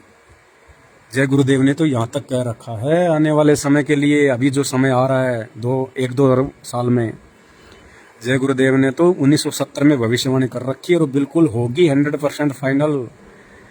ऐसा समय आएगा, ऐसी भुखमरी आएगी। जय गुरुदेव ने कहा है कि बच्चों, आज तुम मुट्ठी भर के पैसा ले जाते हो, आज तुम मुट्ठी भर पैसा ले जाते हो और बोरा भर के अनाज लाते हो, बोरा भर के। और वर्तमान समय के लिए उसने कह रखा कि वो समय आएगा तुम बोरा भर के पैसा ले जाओगे, बोरा भर के, और मुट्ठी भर अनाज नहीं ला पाओगे। और उस समय यदि गंदी नाली में कोई रोटी का टुकड़ा पड़ा हुआ मिल जाएगा तो भूखे कुत्ते की तरह लपक के खा जाओगे उसको, कि खाएंगे तो जान बचेगी। ये नहीं देखोगे कि मेरा बच्चा भूखा है, मेरी माँ भूखी है, मेरा बाप भूखा है। नहीं, आदमी अपनी जान बचाने के लिए दौड़ेगा। 15-15 कोस पे दीपक जलते दिखाई देंगे, 15-15 कोस पे इतनी जनसंख्या छट जाएगी। मिट्टी के भाव हो जाएगा सोना और जमीन, सोना और जमीन, मिट्टी के भाव, मिट्टी के भाव। और वो युग परिवर्तन का समय आगामी 5 वर्ष है, आगामी 5 वर्ष। और भयंकर त्राईमान 3 वर्षों में मचेगी, 3 वर्षों में। क्योंकि परमात्मा धरती पे है, ये उस त्राईमान को रोक सकता है। प्राकृतिक आपदाओं को संत रामपाल जी रोक सकते हैं। इस विश्व में, इस पूरी सृष्टि में यदि कोई सर्वशक्तिमान महापुरुष है जो सूरज को भी रोक सकता है, वो चाहे तो सूरज 1 साल के लिए स्थिर हो सकता है, वो चाहे तो सूरज पूर्व की जगह पश्चिम से उदय हो सकता है। संत रामपाल जी चाहे तो कुछ भी हो सकता है। वो भूकंप को रोक सकते हैं अपने आशीर्वाद से, प्राकृतिक आपदाओं को रोक सकते हैं वो। अब आप कहोगे कि फिर रोक क्यों नहीं रहे? रुकवा दो अपने बाबा से। ऐसे नहीं रुकेंगे भाई, आप उनकी शरण में आ जाओ, फिर आपका बाड़ बाका नहीं होगा। जैसे हम संत रामपाल जी के भगत हैं, साथ संगत से जुड़े हुए भाई बहन, सत्सेवक, हमारा बाड़ ही बाका नहीं हो सकता, बाड़ ही बाका। चाहे 100 रिएक्टर का भूकंप आ जाओ, 100 रिएक्टर का। अभी जो तुर्की में भूकंप आया था वो 7.5 रिएक्टर का था। अरे चाहे 100 रिएक्टर का भूकंप क्यों ना आ जाओ, 100 रिएक्टर का, संत रामपाल जी के भक्तों का पैर का नाखून भी नहीं बिगड़ सकता। चाहे कितनी भयंकर बाढ़ क्यों ना हो, संत रामपाल जी के भगत की पानी में डूब के मौत नहीं हो सकती। क्योंकि संत रामपाल जी ने हमें वो मंत्र दे रखे हैं, वो बीज मंत्र दे रखे हैं जो इस सृष्टि में और किसी के पास नहीं है। और संत रामपाल जी ने हमारे को रक्षा मंत्र दे रखा है, मर्यादा, भक्ति। और फिर संत रामपाल जी का वचन है, उनका वायदा है। संत रामपाल जी ने अपने भक्तों के साथ एक एग्रीमेंट कर रखा है जो उनसे नाम उपदेश ले लेता है कि बच्चों, ये मंत्र यदि तुम जाप करोगे और अपने गुरु को भगवान मानोगे, गुरु के अलावा किसी और में भगवान नहीं देखोगे, और मेरी प्रत्येक आज्ञा में चलोगे, उसके बाद में उनका एक मंत्र है और वो कहते हैं, सतगुरु शरण शरणाई और शरण गए कछु भय नहीं व्यापे, काल जाल भय मिट जाई, रोग शोग छल छिद्र न व्यापे, सन्मुख न ठहराई, और जहर अग्नि तन निकट नहीं आवे, दूरी जात रंगाई, और वीर बेताल बाण नहीं लागे, जम के कोट ढहाई, 98 पुण्य मूठ ना लागे, उल्ट तही दरखाई, और बैर करे सोए दुख पावे, सुरती शब्द मिल जाई, कहे कबीर हम जम दम पहले, सतगुरु लाख दुहाई। यानी संत रामपाल जी का ये वचन है, ये एग्रीमेंट है। जो उनसे एक बार नाम उपदेश ले लेगा और उनको भगवान मान के और आजीवन मर्यादा में रह के उनकी भक्ति करेगा, उनके नियमों का पालन करेगा, ये बीड़ी गुटखा शराब चोरी जारी ठगी मांस छल कपट राग द्वेष इन सब से दूर हटके अपने भगवान की भक्ति करेगा। फिर संत रामपाल जी का वचन है कि मेरे भगत को ना तो आग मार सकती, ना मेरे भगत को पानी मार सकता, ना मेरा भगत आकाश में मर सकता, ना मेरे भगत को धरती मार सकती। जिस दिन उस भगत की भक्ति पूरी हो जाएगी, उस दिन जब वो भगत कहेगा कि गुरुजी मुझे ले चलो परमात्मा, अब मुझे इस गंदे लोक से, इस मृत्यु लोक से मुझे अपने सतलोक में ले चलो परमात्मा, उस दिन संत रामपाल जी अपने भगत का शरीर छुड़वाएगा। पता ही नहीं चलेगा, जैसे आदमी सपने से उठता है ना, रात को सो के आदमी सुबह उठता है, ऐसे शरीर छूटेगा। ये दुनिया वालों की तरह, ब्रह्मा विष्णु महेश देवी देवताओं भैरव भूत की भक्ति करने वालों की तरह रोड में एक्सीडेंट होके नहीं मरेंगे, पानी में डूब के नहीं मरेंगे, भूकंप में नहीं मरेंगे, प्राकृतिक आपदाओं में भूखे मर के नहीं मरेंगे, कोई हारी बीमारी से नहीं मरेंगे, एक्सीडेंट में नहीं मरेंगे। ये वचन है। अरे फिर अगर भक्ति कर रहे हैं तो फिर भी अगर हारी बीमारी आ रही है, एक्सीडेंट में मर रहे हैं, फांसी खा के मर रहे हैं, रोड पे मर रहे हैं, पीछे से गाड़ी टक्कर मार गई, भूख से मर रहे हैं, लड़ाई झगड़ों में मर रहे हैं, फिर वो नकली भगवान है, वो भगवान नहीं है, फिर वो डमी गॉड है, डमी आधा अधूरा भगवान है, वो सच्चा भगवान नहीं है, फिर उसकी भक्ति आप कर रहे हो गलत है। तो भाई संत रामपाल जी धरती पे पूर्ण परमात्मा है, वर्तमान में कल की भगवान, और आने वाले दिनों में अगर आप जीवित रहे उन प्राकृतिक आपदाओं के बाद तो नाक रगड़ना पड़ेगा, नाक रगड़ना पड़ेगा। क्योंकि जब वो प्राकृतिक आपदा आएंगी तो आदमी क्या करता है, सबसे पहले क्या करेगा, जिसको पूछता है उसके आगे हाथ जोड़ेगा, नाक रगड़ेगा, पैर पड़ेगा, स्वामणी बोलेगा, प्रसाद बोलेगा, कावड़ बोलेगा, पैदल यात्रा बोलेगा, गोवर्धन की फेरी काटूंगा, और वो भगवान कुछ नहीं बोलेंगे। क्यों? क्योंकि वो पत्थर के भगवान है। पत्थर ना सुन सकता, ना चल सकता, ना बोल सकता, ना देख सकता। फिर वो देखा कि मौत तो बहुत जल्दी मेरी तरफ आ रही है, ओह भयंकर लोग मर रहे हैं, भारी इतनी भयंकर बीमारी आ रही है, लोग चलते चलते मर रहे हैं, उठ ही नहीं पा रहे, डॉक्टर हॉस्पिटल छोड़ छोड़ के भाग जाएंगे कि क्या बीमारी आ गई है। कभी भूकंप आ रहा है, कभी बाढ़ आ रही है, पता चल रहा है कि वहाँ पानी इतना भयंकर आ गया, 1 घंटे में पानी यहाँ जाएगा, डूबेंगे, मरेंगे, भागने से भी नहीं बचेंगे, रास्ते सब खराब हो गए। फिर वो आदमी जब तक उसकी रियल मौत नहीं आएगी तब तक वो मरेगा 1 घंटे तक, वो डर में मरेगा। वो हे भगवान क्या होगा मेरा, मेरे बच्चों का क्या होगा, ये मकान मैंने खड़ा कर दिया 1 करोड़ रुपए का, हे भगवान इसका क्या होगा, ओ मैंने गाड़ी ली थी 2 महीने पहले, क्या होगा। कभी छत पे दौड़ेगा, कभी पेड़ पे चढ़ेगा, कभी पहाड़ पे चढ़ेगा, लेकिन भाई मौत पीछा नहीं छोड़ती, वो तो पकड़ के ढंग से मारेगी वो तो। और संत रामपाल जी के भक्तों को वो मौत नहीं मार सकती। संत रामपाल जी के भक्तों की दासी बन के रहेगी मौत, संत रामपाल जी के भक्तों की नौकरानी बन जाएगी वो मौत, नौकरानी। क्योंकि संत रामपाल जी कहते हैं, जम जोरा जहाँ से डरे और मिटे कर्म के लेख, अदली असल कबीर है वो कुल का सतगुरु एक। वो पूर्ण परमात्मा कबीर देव जिसके आगे ये काल, ये शैतान, ये मौत हाथ जोड़ती हैं, उस परमात्मा के दरबार में झाड़ू लगाती है मौत। जिस मौत से लोग इतना डरते हैं ना, और जिस काल से इतना डरते हैं, उस काल, वो काल और मौत, मौत कौन है, काल कौन है, ये दुर्गा, और ये काल शैतान, ब्रह्म जिसको कहते हैं, ये हैं 2। ये उस कबीर परमात्मा के दरबार में सतलोक में ऐसी ऐसी शक्तियां तो झाड़ू निकालती हैं, झाड़ू। और जो उस परम शक्ति के संपर्क में आ जाएगा, यानी संत रामपाल जी के संपर्क में आ जाएगा, तो भाई वो तो उसके बच्चों की भी झाड़ू निकालेगी, वो मौत उसको छू नहीं सकती। अगर उसके भाग्य में मौत भी लिखी है संत रामपाल जी के भगत में, तो संत रामपाल जी की आज्ञा के बिना उसको वो टच भी नहीं कर सकती, 10 कदम दूर खड़ी रहेगी। न जाने कितने उदाहरण दे दिए संत रामपाल जी ने, मर के भगत जिंदा हुए, मर के धर्मराज के दरबार में जाके वापस आए भगत। वहां भक्तों ने कह दिया कि भाई तुम मुझे क्यों ले आए, तुम मुझे हाथ ही नहीं लगा सकते, मैं तो संत रामपाल जी का भगत हूँ, तुम्हारी औकात कैसी होगी मुझे ऊपर लाने की, संत रामपाल जी के अलावा तो हमें कोई हाथ ही नहीं लगा सकता। तो धर्मराज ने देखा यार इतने कॉन्फिडेंस के साथ में बोल रहा है बंदा, कहीं कोई गड़बड़ ना हो जाए। धर्मराज ने कहा चित्रगुप्त देख जरा क्या हाल है। तो चित्रगुप्त ने देखा तो बोले महाराज छोड़ दो, आप भी मरोगे और मुझे भी मरवाओगे। और फिर वो भगत वापस अपने शरीर में आता है, फिर वो पूरी बात बताता है कि आज तो ऐसा हुआ मेरे साथ में। तो भाई धरती पे परमात्मा है, अकल्पनीय, अविश्वसनीय काम करेगा ये परमात्मा, वरना कौन भगवान मानेगा, कौन परमात्मा मानेगा। और पिछले 28 वर्षों से 1994 से संत रामपाल जी नाम दे रहे हैं, ज्ञान दे रहे हैं। अब आप लोग तो संत रामपाल जी से कोसों दूर हो, उनके सत्संग सुनोगे नहीं, उनके विचार सुनोगे नहीं, तुम्हें क्या पता भाई क्या है क्या नहीं है। 28 वर्षों से ऐसे ऐसे अचंभे हो रहे हैं, ऐसे ऐसे अकल्पनीय काम हो रहे हैं, ऐसे ऐसे अविश्वसनीय कर्म हो रहे हैं। इसलिए हमारा विश्वास दृढ़ होता है कि हमारा भगवान धरती पे परमात्मा सबका। और फिर ऐसे नहीं, भक्ति का आधार है शास्त्र, भक्ति की जानकारी है शास्त्रों में। ये मनोरंजन के लिए नहीं लिखे गए वेद, कुरान, गीता, पुराण, बाइबल, इनमें भक्ति और भगवान की कंप्लीट जानकारी है, असली जानकारी है।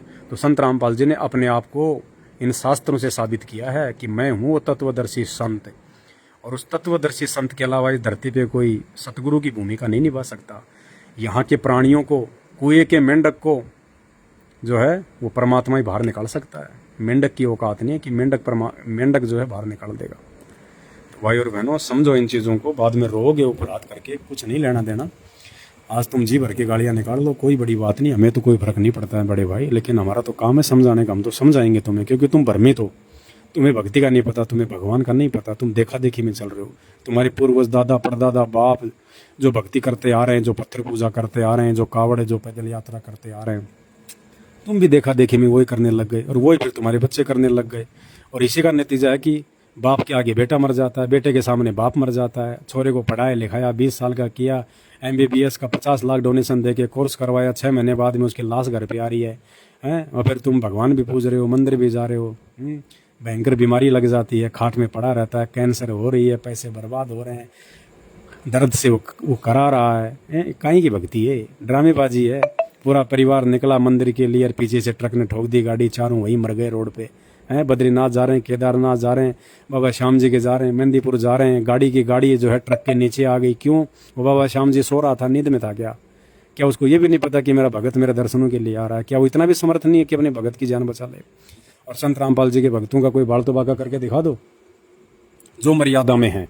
देखो ये बात मैं कहूँगा, संत रामपाल जी से नाम लेके जो संत रामपाल जी के जो परिवार के पीछे चल रहे हैं, जो आज उन फर्जी आश्रमों में जाते हैं, जो संत रामपाल जी के बेटा बेटी भाई बंधु रिश्तेदारों को जो दान दे रहे हैं, जो उनके कहे अनुसार जो राजनीति कर रहे हैं, कभी कांग्रेस को वोट दे रहे हैं, कभी बीजेपी को वोट दे रहे हैं, कभी रक्त दान कर रहे हैं, कभी देह दान कर रहे हैं, भाई वो तो मरेंगे और वो मर भी रहे हैं, वो मर रहे हैं, खूब मर रहे हैं। वो संत रामपाल जी के मार्ग में 2 ग्रुप हैं, 2 ग्रुप, एक है साध संगति और एक है संत रामपाल जी का जो परिवार है, लोग उनके पीछे होके चल रहे हैं। तो संत रामपाल जी का जो परिवार है वो उनको परमात्मा नहीं मान पा रहा। घर का जोगी जोगना, बाहर का जोगी सिद्ध, दीपक तले हमेशा अंधेरा होता है। तो संत रामपाल जी के परिवार के पीछे जो लोग चल रहे हैं लाखों की संख्या में, भाई वो तो अकाल मौत मर रहे हैं।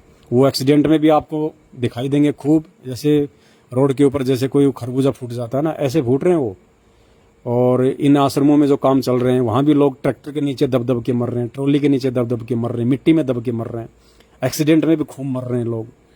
और ये कोरोना आया था, कोरोना में हजारों की संख्या में संत रामपाल जी के जो भगत हैं वो मरे हैं, अकाल मौत मरे हैं, और अब भी मर रहे हैं, खूब मर रहे हैं। कौन मर रहे हैं? जो मर्यादा में नहीं है। भाई मर्यादा प्रथम है। मात्र संत रामपाल जी को अपना गुरु बनाने से या गुरु कहने से काम नहीं चलेगा। संत रामपाल जी के नियम पे चलना पड़ेगा।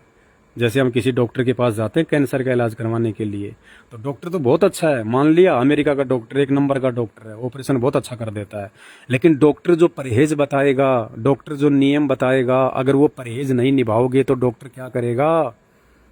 कैंसर और ज़्यादा फैलेगा, मौत भी हो सकती है, दर्द भी भयंकर होगा, तड़प तड़प के मरना पड़ेगा। तो इसी प्रकार संत रामपाल जी आध्यात्मिक डॉक्टर तो 1 नंबर के हैं, जगत गुरु तो 1 नंबर के हैं, परमात्मा तो 1 नंबर के हैं, भगवान तो 1 नंबर के हैं। लेकिन भाई उस भगवान के कुछ नियम होते हैं, उस भगवान की कुछ मर्यादा होती हैं। अगर उन मर्यादाओं को तोड़ोगे, देखा देखी में चलोगे, ज्ञान को आधार बनाओगे नहीं, सत्संगों को आधार बनाओगे नहीं, और एकमात्र अपने गुरु के अलावा यदि उनके परिवार वालों को दान धर्म करोगे, ज्योति पाठ का पैसा दोगे, क्योंकि गुरु के अलावा तो कोई दान लेने का अधिकारी है ही नहीं। गुरु बिन माला फेरते, गुरु बिन देते दान, और गुरु बिन दोनों निष्फल है चाहे पूछो वेद पुराण। तो गुरु के अलावा अगर आप दूसरे को दान धर्म दोगे, ज्योति पाठ करवाओगे, तो भाई अकाल मौत ही मरोगे। और आज संत रामपाल जी के सैकड़ों भगत आपको हर महीने दिख जाएंगे, कहीं न कहीं वो मर गया, कोई MP में मर गया, कोई मध्य प्रदेश मर गया, कोई UP में मर गया, कोई कहाँ मर गया, खूब मर रहे हैं, बीमारी से भी मर रहे हैं, एक्सीडेंट में भी मर रहे हैं, लड़ाई झगड़ों में भी मर रहे हैं। लेकिन वो भगत मर रहे हैं जो संत रामपाल जी के पाखंडी और कलयुगी और अज्ञानी परिवार वालों के पीछे चल रहे हैं। और जो संत रामपाल जी का भगत साध संगति से जुड़ा हुआ है, जो अपने छोटे भाई पवन दास की वीडियो देखता है, जिसके घर में शंका समाधान की पुस्तक है, और शंका समाधान की पुस्तक से जिसने सारे नियम कायदे कानून देख रखे हैं, जो मर्यादाओं में चलता है, जो डरता है कोई भी नियम तोड़ने से, लड़ाई झगड़े करने से, उनका कोई बाल भी बाका होता हुआ दिखा दो, उनके पैर का नाखून भी नहीं उतरा हुआ मिलेगा आपको, नाखून भी। एक भी साध संगत से जुड़ा हुआ व्यक्ति आज तक आपको सुनाई नहीं देगा 8 साल में कि उसकी अकाल मौत हुई हो, एक भी। हाँ, साध संगति से हटते तो फिर काल फिर गुद्दी पकड़ के ले जाएगा, फिर नहीं छोड़ेगा। तो भाई और बहनों, समझो इन चीज़ों को, और ये सारी बातें आपको उस समय समझ में आएंगी जब आप संत रामपाल जी के सत्संग सुनना शुरू करोगे। देखो, रामचंद्र से कोई मिल के आया क्या? वर्तमान में जितने भी इंसान हैं, 8.5 अरब की जनसंख्या है, हिंदुस्तान में 150 करोड़ की जनसंख्या है। जितने लोग राम को पूजते हैं, श्री कृष्ण को पूजते हैं, भैरव भूत को पूजते हैं, एक बात बताओ, कोई भी आदमी क्या राम से मिल के आया है? श्री कृष्ण से मिल के आया? क्या देवी देवताओं से मिल के आया फिर उसने भी भक्ति शुरू करी हो? कोई नहीं मिल के आया ना। हमने उनकी जानकारी प्राप्त हुई। कहाँ से प्राप्त हुई? चाहे कोई पुस्तकों से प्राप्त हुई हो, चाहे कोई सत्संगों से प्राप्त हुई हो, चाहे कोई गुरुजनों से प्राप्त हुई हो, या हमारे दादा परदादाओं से प्राप्त हुई हो, उस जानकारी के आधार पे हमने उनको भगवान मान लिया। बार बार हमने उनकी कथाएं सुनी, उनकी कहानियां सुनी। मीराबाई की कहानी पता नहीं हजारों बार सुनी, दादाओं से, परदादाओं से, घर वालों से, कथावाचकों से। श्री कृष्ण जी और सुदामा जी की कहानी सुनी, राम और भिलनी की कहानी सुनी, सुन गए, बचपन से वही सुनते आ रहे हैं, तो हमारे दिलो दिमाग में बैठ गई कि ये भगवान, ये भगवान, ये भगवान, ये भगवान। ऐसे ही जब आप सत्य कहानी सुनोगे, अभी तक तो आपको केवल लोकवेद सुनाया गया है, देखा देखी वाली कहानियां सुनाई गई हैं आपको, जो चलती आ रही हैं युगों से, परंपराओं के तहत आपने केवल वो कहानियां सुनी आधी अधूरी। जिस दिन आप अपने धर्मशास्त्रों में लिखी हुई असली कहानियां सुन लोगे, असली कहानियां कौन सी? वेदों के श्लोक, गीता जी के श्लोक, परमात्मा कौन है, हमारा जन्म मरण ये राम और भिलनी की कहानी सुनने से नहीं कटेगा। 84 लाख योनियों में जाने से बचना श्री कृष्ण और सुदामा की कहानी सुनने से नहीं कटेगा। भाई साहब, वो कड़वी दवा खानी पड़ेगी। जिस आदमी को बुखार हो जाता है ना, तो मीठी दवा खाने से बुखार ठीक नहीं होता, उसको कड़वी दवा खानी पड़ती है, कुनीन की गोलियां खानी पड़ती हैं उसको, तब जाके उसका बुखार ठीक होता है। तो वेदों में यथार्थ सच्चाई है, गीता जी में यथार्थ सच्चाई है, और वो यथार्थ सच्चाई, वो कड़वी बातें इन नकली संतों के बस की बात नहीं कि आपको निकाल के सुना सकें, बता सकें। इनको खुद को नहीं पता, इनको खुद को नहीं पता इनको। और कड़वी बातें इनके मुख से कोई सुन भी नहीं सकता जब तक वो अधिकारी गुरु वो कड़वी बातें नहीं बताएगा। क्योंकि 3 प्रकार की वाणियां होती हैं, रोचक, यथार्थ और भयानक। रोचक, यथार्थ और भयानक। तो अभी तक केवल आपको ये नकली संतों ने, शंकराचार्यों ने, संतों महंतों ने, पीर पैगंबरों ने आपको केवल वो रोचक कहानियां सुनाई हैं, मीठी मीठी कहानियां, ताकि इनका भी जो है रोजगार चलता रहे, लोग दान धर्म करते रहें, भावुक होते रहें, आंखों से आंसू निकालते रहें। इन्होंने तो आपको यथार्थ कहानियां भी नहीं बताई, यथार्थ बातें भी नहीं बताई आज तक, यथार्थ जानकारी भी नहीं दी भक्ति और भगवान की। तो अब संत रामपाल जी आपको यथार्थ ज्ञान दे रहे हैं सन 1994 से, और यथार्थ ज्ञान के बाद फिर वो भयानक का नंबर आएगा, भयानक वाणियां, भयानक ज्ञान, कि भैया भक्ति नहीं करी तो सीधा 84 में जाना पड़ेगा फिर। तो ये संत रामपाल जी के पास में केवल पूर्ण मुक्ति मार्ग है, पूर्ण मोक्ष मार्ग है। ये यथार्थ और भयानक वाणियां केवल संत रामपाल जी के पास हैं वर्तमान में धरती पे। और जिसने ये सुन ली हिम्मत करके शास्त्रों की सच्चाई, ये यथार्थ और भयानक वाणियां, उसका बेड़ा पार हो जाएगा। जो टिक गया हो एक बार, उनसे नाम दीक्षा लेके, उनकी शरण में आके, संत रामपाल जी को अपना सतगुरु बना के, अपना गुरु बना के, और जो उनकी मर्यादाओं में रह के टिक गया, भाई उसका बेड़ा पार होगा, उसका जन्म मरण का रोग कटेगा, उसका 84 लाख योनियों का गधा कुत्ता सुअर बनने का फंद कटेगा, नहीं तो नहीं कट सकता। आज आप इंसान योनि में सुखी नहीं हैं। कितने पैसे हैं आपके पास में, कितने प्लाट हैं, कितनी गाड़ियां हैं, कितनी जानकारी है, फिर भी आपको सुख नहीं है। सारा दिन टेंशन में रहते हो, टेंशन में उसका लेना, उसका देना है।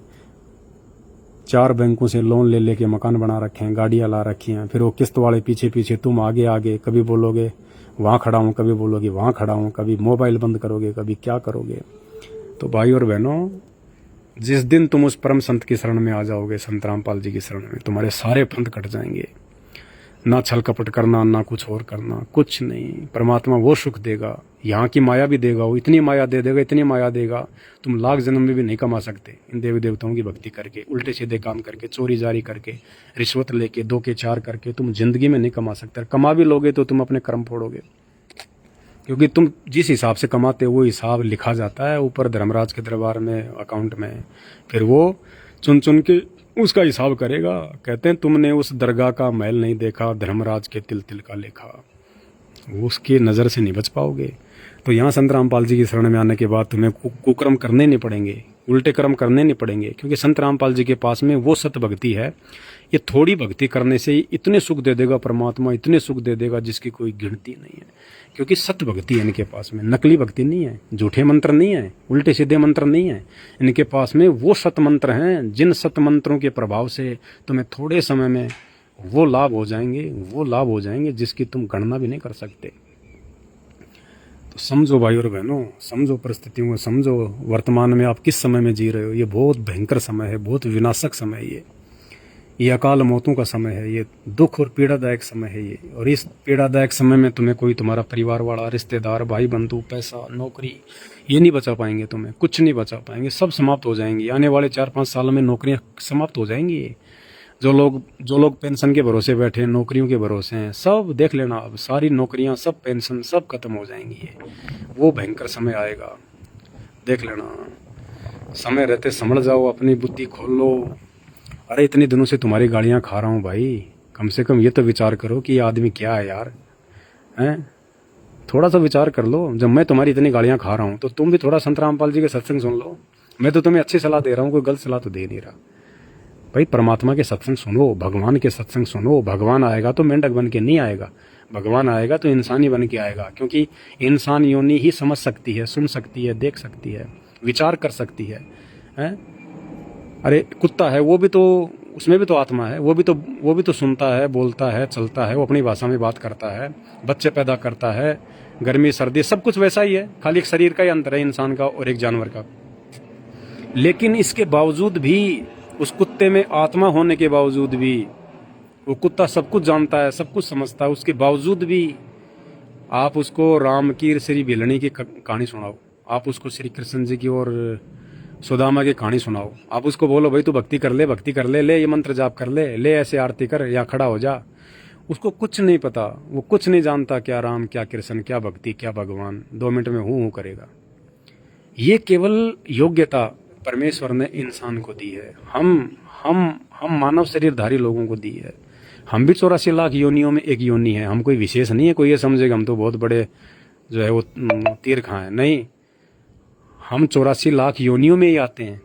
84 लाख योनियों के अंतर्गत एक मानव योनि है, लेकिन ये मानव योनि परमात्मा ने विशेष दी है। पर इंसान को परमात्मा ने विशेष ये बुद्धि दी है, सोचने समझने की ताकत दी है। ये हाथ पैर ऐसे दे दी, हम इनसे जो चाहे कर सकते हैं। हाथ पैर तो कुत्ते के भी हैं, गाय के भी हैं, भैंस के भी हैं। वो रोटी बना के क्यों नहीं खा सकती? इंसान ही क्यों खा रहा है? बंदर के भी हमारे जैसे हाथ हैं, गोरिल्ला के भी हमारे जैसे हाथ हैं, वो रोटी बना के क्यों नहीं खा रहा है?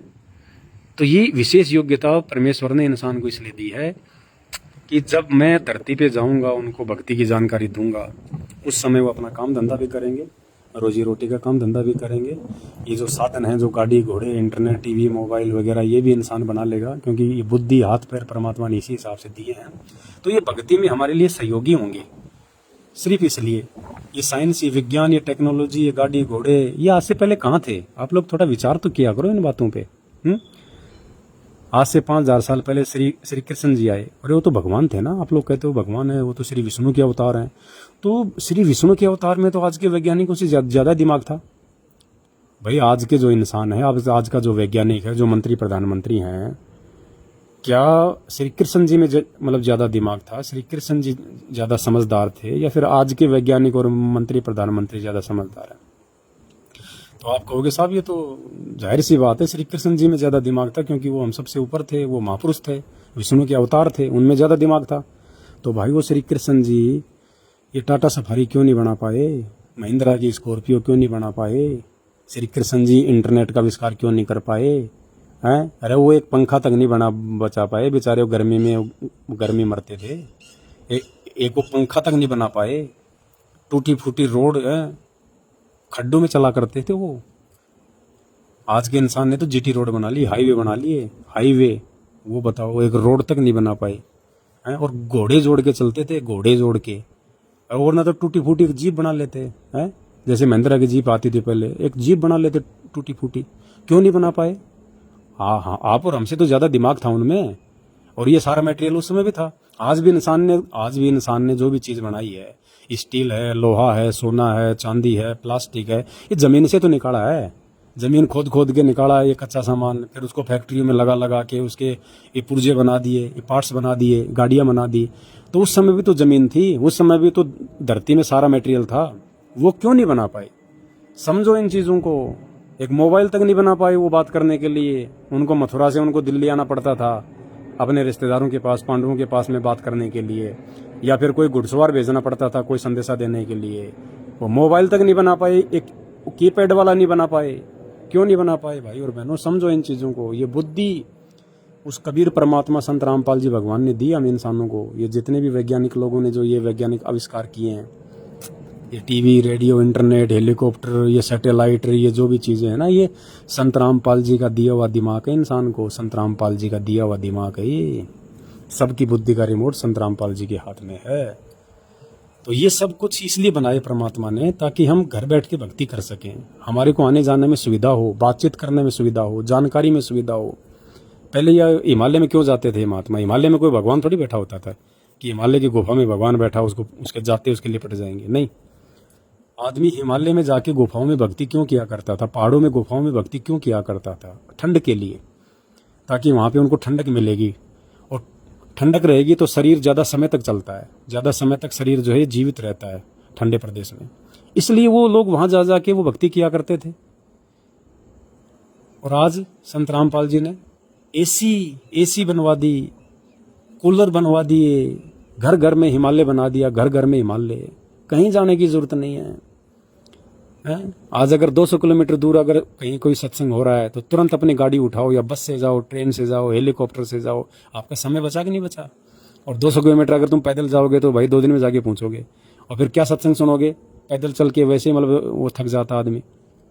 तो ये सारी चीज़ें परमेश्वर ने हमें इसलिए दी हैं कि लोग मेरा ज्ञान सुने, और जाने की भी जरूरत नहीं है। समय नहीं है मान लो आपके पास में, आप नहीं जा सकते, बिजी हैं, तो आपको मोबाइल दे दिए। लो भैया लाइव सत्संग चल रहा है, अपने घर बैठे बैठे सुनो मोबाइल। लो भैया टीवी पे आ गया, अपने घर में टीवी ऑन करो, घर बैठे बैठे 1000 किलोमीटर दूर जो प्रोग्राम चल रहा है, जो सत्संग चल रहा है, आप उसको देखो अपने घर पे बैठे बैठे, लाइव देखो, अपने मोबाइल में देखो।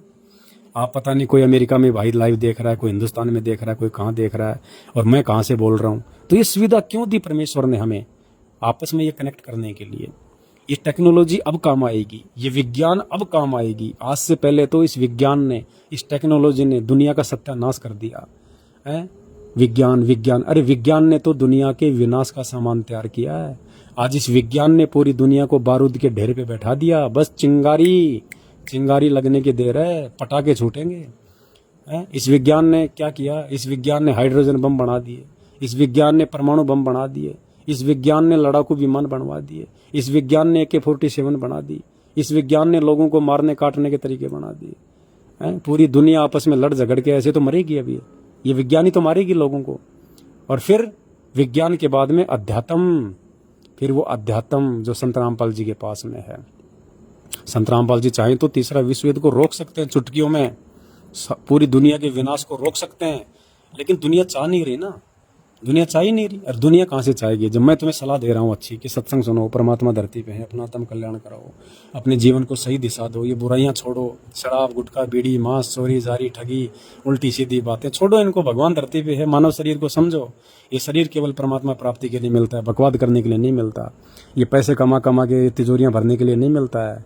ये शरीर परमात्मा की भक्ति करने के लिए मिलता है भैया। ये जीभ किसी को गालियां निकालने के लिए नहीं मिलती। कहते हैं जीभ तो वाही भली जो रटे हरि को नाम, नहीं तो काट के फेंक दो मुख में भलो नहीं चाम। तो ये परमात्मा प्राप्ति के लिए साधन मिले हैं, और अब तुम इनको दुरुपयोग कर रहे हो, तो फिर क्या होगा? तुम्हारे साथ में दुर्गति होगी।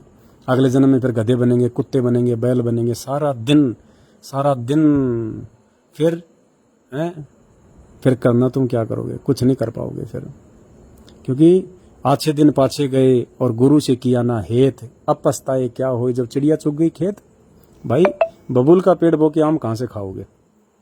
तो भाई और बहनों समझो इन चीज़ों को। देखो, वो भगवान आत्मा होगी जो इन बातों को थोड़ा सा विचार कर लेगी। बाकी तो दुनिया है भाई साहब, भव सागर है ये। कहते हैं जेता घट तेता मता, घट घट सोच विचार। कहते हैं जितनी खोपड़ियां हैं उतने लोगों के अलग अलग विचार होते हैं। तो ठीक है, कोई गालियां निकालने वाला गाली भी निकालेगा, उसने अपने माँ बाप से यही सीखा है, उसकी संगति ऐसी ही है, उसके संस्कार ऐसे ही है, वो परिवार में भी ऐसे ही करता है, यार दोस्ती में भी ऐसे ही करता है। मुंह में गुटखा, जुबान पे गाली और फिर अगले जन्म में फिर वो कुत्ता बन के घूमता है। परमात्मा ने बता रखा है, गरुड़ पुराण में लिखा हुआ है। फिर उसके पूरे शरीर पे खुजली हो जाएगी, खाज हो जाएगी, आपस में दूसरे कुत्ते के साथ में लड़ेगा, वो उसके कान पे जो है वो बटका भर लेगा, फिर उसमें कीड़े पड़ जाएंगे बरसात के मौसम में। फिर एक कभी कान को यूं करेगा, कभी यूं करेगा, पूरे शरीर पे खारिज, खुजली, एक एक टूक के लिए भटकेगा, कोई जूत मारेगा, कोई टोक देगा, पेट नहीं भरेगा, फिर गाँव के बाहर जाके खेत में फिर लेटरिन खाएगा, कहाँ सोएगा, कुत्ता कहलाता है। फिर वो जो आज गालियाँ निकालेगा ना, आज जो आदमी गालियाँ निकालता है, कल को उसका नाम ही गाली बन जाएगी, कुत्ता।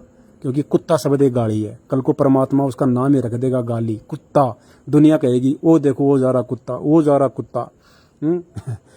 तो भाई और बच्चों, ऐसी आपत्ति क्यों मोल ले रहे हो? सिर्फ छोटी सी गलती के कारण है, सिर्फ छोटी सी गलती के कारण, संत रामपाल जी भगवान के सत्संग ना सुनने के कारण। संभलो सुधरो, संभलो सुधरो, बाद में रोना पड़ेगा, पछताना पड़ेगा। कोई नहीं बचाएगा इस परमात्मा के अलावा। ये भगवान धरती पे है। ये सारी टेक्नोलॉजी, ये सारे यंत्र इस परमात्मा ने दिए हैं, संत रामपाल जी ने। ये कबीर परमात्मा है, ये चारों युगों में आता है, जब चाहे जब आ जाता है, जब चाहे चला जाता है। समर्थ परमात्मा है, कोई भी रूप धारण कर सकता है, इसके अलावा कुछ नहीं है। ये बातें तुम्हें उस समय तक समझ में नहीं आएंगी जिस समय तुमको ये प्राकृतिक आपदाओं का सामना नहीं होगा। जब ये तांडव मचेगा, हाहाकार मचेगी ना, तब तुम्हें पता चलेगा हाँ यार वो ठीक कहा करता था आदमी। और सत्संग सुन लेते तो यार क्या जाता था हमारा, कम से कम थोड़ा बहुत तो बचाव हो ही जाता, जान तो बची जाती, भगवान की भक्ति के लायक तो रह ही जाते। अब तो पूरा सत्यानाश होने को हो रहा है। समझो भाई और बहनों, कुछ नहीं जाता। तुम सारा दिन इतनी बकवाद करते हो, आधा घंटे रात को सोते समय सुन लो। तुम्हें स्पेशली बैठ के सत्संग सुनने की जरूरत नहीं है। रात को खाना वाना खा के जब सोने के लिए जाते हो तो आधा घंटे 1 घंटा तो मोबाइल में वैसे भी बकवाद देखते हो आप लोग, सबको पता है। दुनिया भर के फालतू के गाने, चुटकुले हैं। ये मोबाइल ये बिगाड़ने के लिए है। मोबाइल ये फिलहाल इनका दुरुपयोग हो रहा है इस शैतान के द्वारा, इस काल के द्वारा। और आने वाले समय में इनमें हम भगवान देखेंगे। आज हम मोबाइल में बकवाद देख रहे हैं, कल को भगवान देखेंगे। तो फिर परमात्मा इनका सदुपयोग करवाएगा। आज इनका दुरुपयोग हो रहा है, लेकिन जब ज्ञान हो जाएगा और ज्ञान होगा केवल संत रामपाल जी के सत्संग सुनने से, बाकी कहीं ज्ञान है ही नहीं। बाकी तो अज्ञान ही अज्ञान है। ज्ञान पूरी धरती पे केवल संत रामपाल जी के पास में और किसी के पास नहीं है। जो ज्ञान हमारे मतलब का है, जो ज्ञान हमारे काम का है, वो ज्ञान केवल संत रामपाल जी के पास में है। तो जब हम उनके सत्संग सुनेंगे ना, फिर ये बकवाद नहीं करेंगे, फिर ये मोबाइल में भगवान देखा करेंगे। भगवान देखने का मतलब मोबाइल से सुमरण करेंगे, मंत्र लगा के। मोबाइल में हम लोग आरतियाँ सुना करेंगे, मोबाइल में हम लोग गुरु जी के सत्संग सुना करेंगे, एक दूसरे भाई बहनों से बातचीत किया करेंगे, साथ संगति की वीडियो सुना करेंगे। फिर मोबाइल में हम भगवान देखेंगे। यही मोबाइल जो आज हमारी बर्बादी का कारण है, पूरी दुनिया की जो है बर्बादी का कारण है, कल को ये मोबाइल फिर हमारी आबादी का कारण बनेंगे, हमारी सफलता का कारण बनेंगे, ये हमारे हित में हो जाएंगे। तो समझो भाई और बहनों, इन चीज़ों को बाद में रोना पड़ेगा, पछताना पड़ेगा, कोई कुछ नहीं कर पाएगा। और आने वाले 5 साल भयंकर महाविनाशक हैं। इस बात को डायरी में नोट कर लेना। ना तुम्हें, ना हिंदुओं के भगवान बचाएंगे, ना मुसलमानों का अल्लाह बचाएगा, ना जैनियों का महावीर आएगा, ना महात्मा बुद्ध आएगा, और ना ही भाई सिख भाई जिसे अपना भाई गुरु कहते हैं वो आएगा। और इन सब का बाप, इन सब का पिता, इन सब का परमात्मा आ चुका है। सिखों का वाहिगुरु, ईसाइयों का मसीह, हिंदुओं का भगवान, मुसलमानों का अल्लाह, पूरी दुनिया का बाप, सारी सृष्टि का पिता, वो संत रामपाल जी धरती पे आ चुका है। अगर समझदार हो तो भाई समय रहते रोजाना आधा घंटा सत्संग सुनना शुरू कर दो उनका।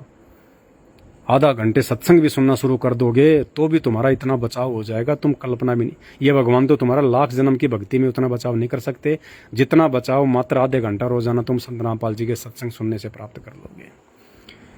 तुम्हारे बहुत सारे तुम्हारे विघ्न ऐसे ऊपर की ऊपर, और तुम्हें महसूस हो जाएगा कि हाँ यार, यदि मैं संत रामपाल जी के सत्संग ना सुनता ना तो मेरा ये काम तो मेरा बिगड़ना था।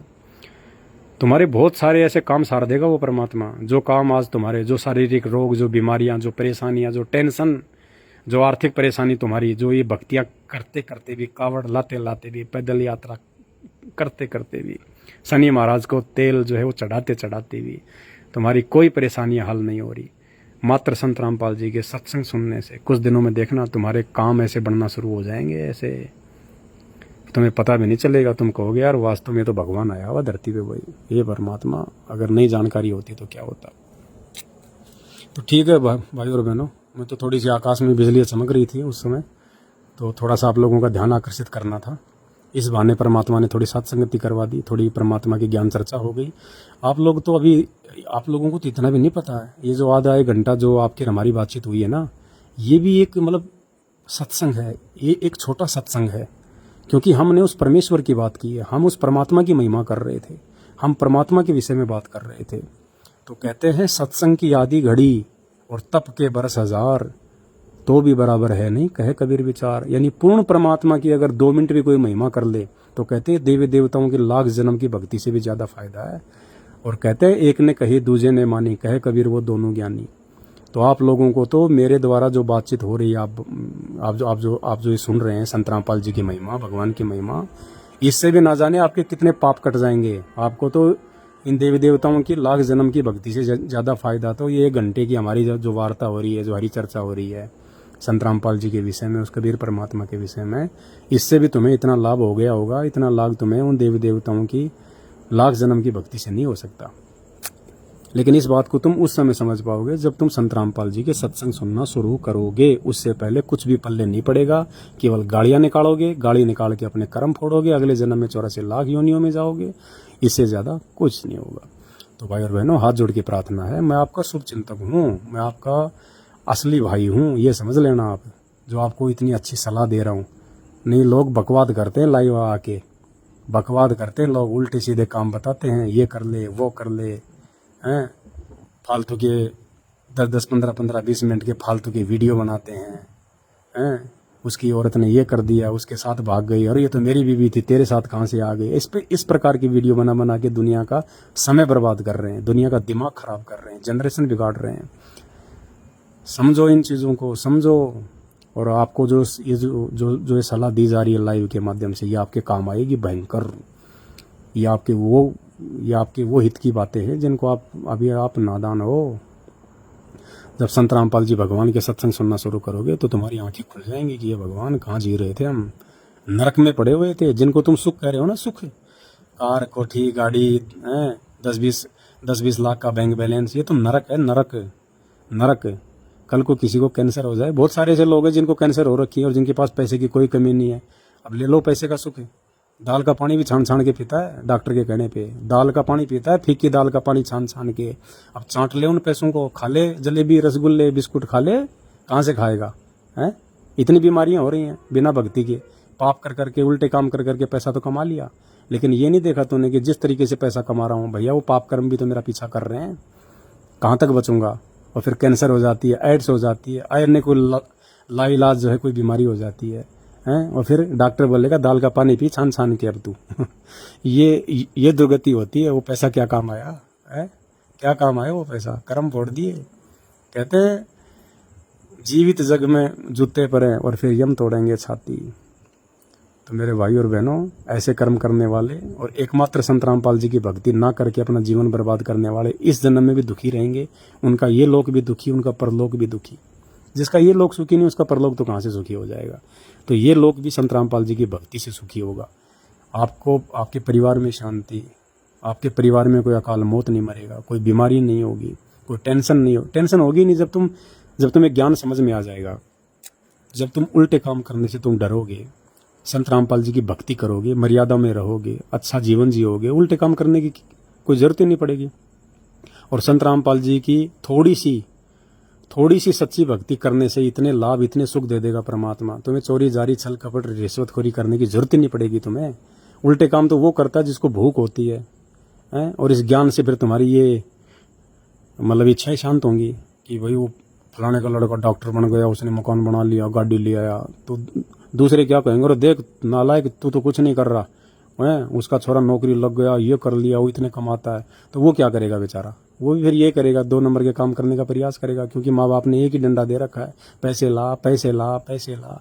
तो उल्टे सीधे काम करेगा। उल्टे सीधे काम करने में क्या होगा? या तो कहीं मारा जाएगा, या पकड़ा जाएगा, जेल चला जाएगा। और सफल भी हो गया तो फिर अंत में फिर वो जो पैसा कमाया है, जो पाप करके, उल्टे काम करके, वो भोगना पड़ेगा। कोई रोग हो जाएगा, एक्सीडेंट में टांग टूट जाएगी, पैर टूट जाएगा, लकवा मार जाएगा, पैरालिसिस हो जाएगा। समझो इन चीज़ों को भाई और बहनों, समझो। बच्चे नहीं हो तुम लोग। परमात्मा ने तुम्हारे को मानव बनाया, इंसान बनाया, जानवर नहीं बनाया। ऊपर से ये विशेष दिमाग दिया परमात्मा ने। चिंतन करो, मनन करो, कहाँ जी रहे हो तुम। ये 4 दिन का जीवन है। वो कल को यार दोस्त रिश्तेदार शमशान घाट तक के साथी हैं, आगे नहीं जाएंगे वो। जब मर जाओगे ना तो रिश्तेदार, यार दोस्त, भाई बंधु, बेटा बेटी, पत्नी, ये सब शमशान घाट तक के साथी हैं। और जब आग लगाएंगे ना तो वो भी 20 कदम दूर जाके बैठ जाएंगे। समझो। फिर तुम अपने पाप कर्म लेके जाओगे, कुकर्म लेके जाओगे, और फिर ऊपर यमराज धर्मराज नरक में ठोकेगा, फिर भाले ठोकेगा सीधे आंखों में मुंह में। वो नहीं देखता कि इसको दर्द हो रहा है, कहाँ लग रही है। वो यम के दूत फिर भाले ठोकेंगे, सीधे जलती हुई आग में डालेंगे अंगारों में। तो समझो इन चीज़ों को भाई और बहनों, समझो परमात्मा धरती पे है। ये संत रामपाल जी आम व्यक्ति नहीं है। ये आप और हमारे जैसा दिखाई ज़रूर देता है, लेकिन ये परमात्मा है, ये परमेश्वर है, ये भगवान है। बाद में रोगे ऊपर हाथ खड़े करके जब समय बीत जाएगा।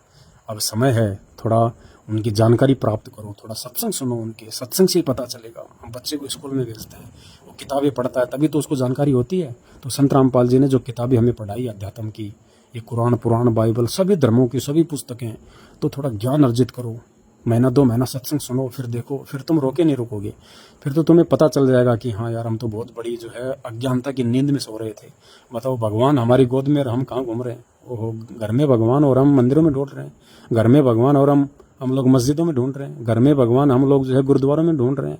घर में भगवान और हम लोग बद्रीनाथ केदारनाथ हरिद्वार पता नहीं कहाँ कहाँ धक्के खा रहे हैं। तो समय हाथ से निकल जाएगा, फिर रोने पछताने के अलावा कुछ नहीं मिलेगा। आज ये बेटा बेटी भाई बंधु कार कोटी रिश्तेदार जवाई ये कुछ काम नहीं आएंगे।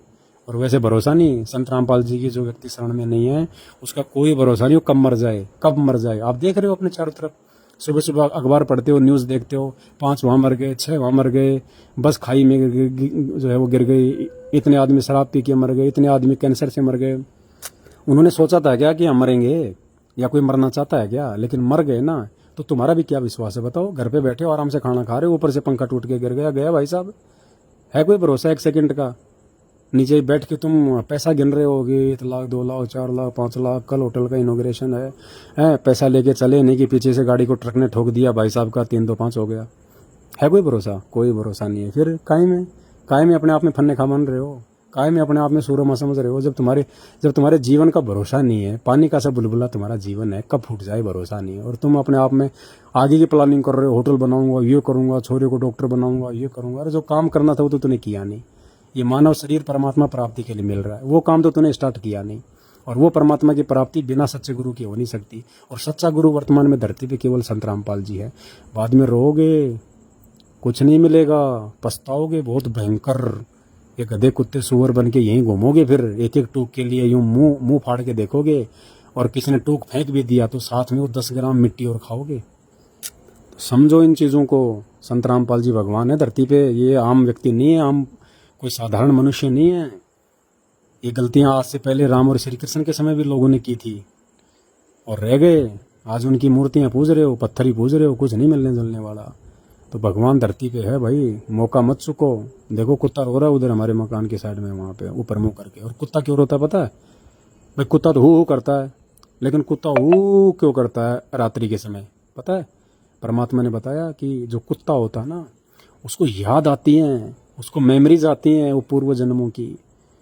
वो कहता कि हे भगवान, मैं तो मौका चूक गया। हे परमात्मा, जब मानव शरीर में था तो मैंने इन बातों पे ध्यान नहीं दिया। लोगों ने मुझे बहुत समझाया, लेकिन मैंने उनकी बातों को टाल दिया कि कोई भगवान नहीं होता, कुछ नहीं होता, सब बकवासबाजी, अपना काम धंधा करो, अपने बच्चे पालो, यही भक्ति है, यही धर्म है। और आज वो कुत्ता बन के उन दिनों को याद करके ऊपर मुँह करके रोता है कि भगवान एक बार और दे दे मानव जन्म। हे भगवान, अब की बार तेरी भक्ति करूंगा और कुछ नहीं करूंगा, एक मानव जन्म और दे दे परमात्मा। रोता है वो ऊपर मुँह करके। तो कहीं ऐसा ना हो कल को आपको भी वो दिन देखने पड़े। इसलिए इन चीज़ों से शिक्षा लो। अरे ये जानवर हम देख रहे हैं, गधे कुत्ते बिल्ली सुअर बैल ऊँट, ये क्या इनको दुख नहीं होता? क्या इनको दर्द नहीं होता?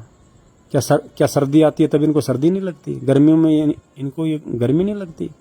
आज तुम्हें कोई हल में जोड़ दे तो क्या हाल होगा? और सारा दिन किसान उसके मारता है पीठ पे, उससे वो खेती करता है। क्यों दुख उठाने पड़े उसको इतने? इसलिए क्योंकि वो नालायक जब मानव शरीर में था, जब वो नालायक कभी इंसान था, स्त्री या पुरुष, उसने संतों की बातों पे ध्यान नहीं दिया, उसने भक्ति नहीं करी। भक्ति भी करी तो वो पत्थर पूजा वाली नकली, पीपल पूजता रहा, पेड़ पूजता रहा, पत्थरों के चक्कर में देता रहा, वो कावड़ लाता रहा, पैदल यात्रा करता रहा।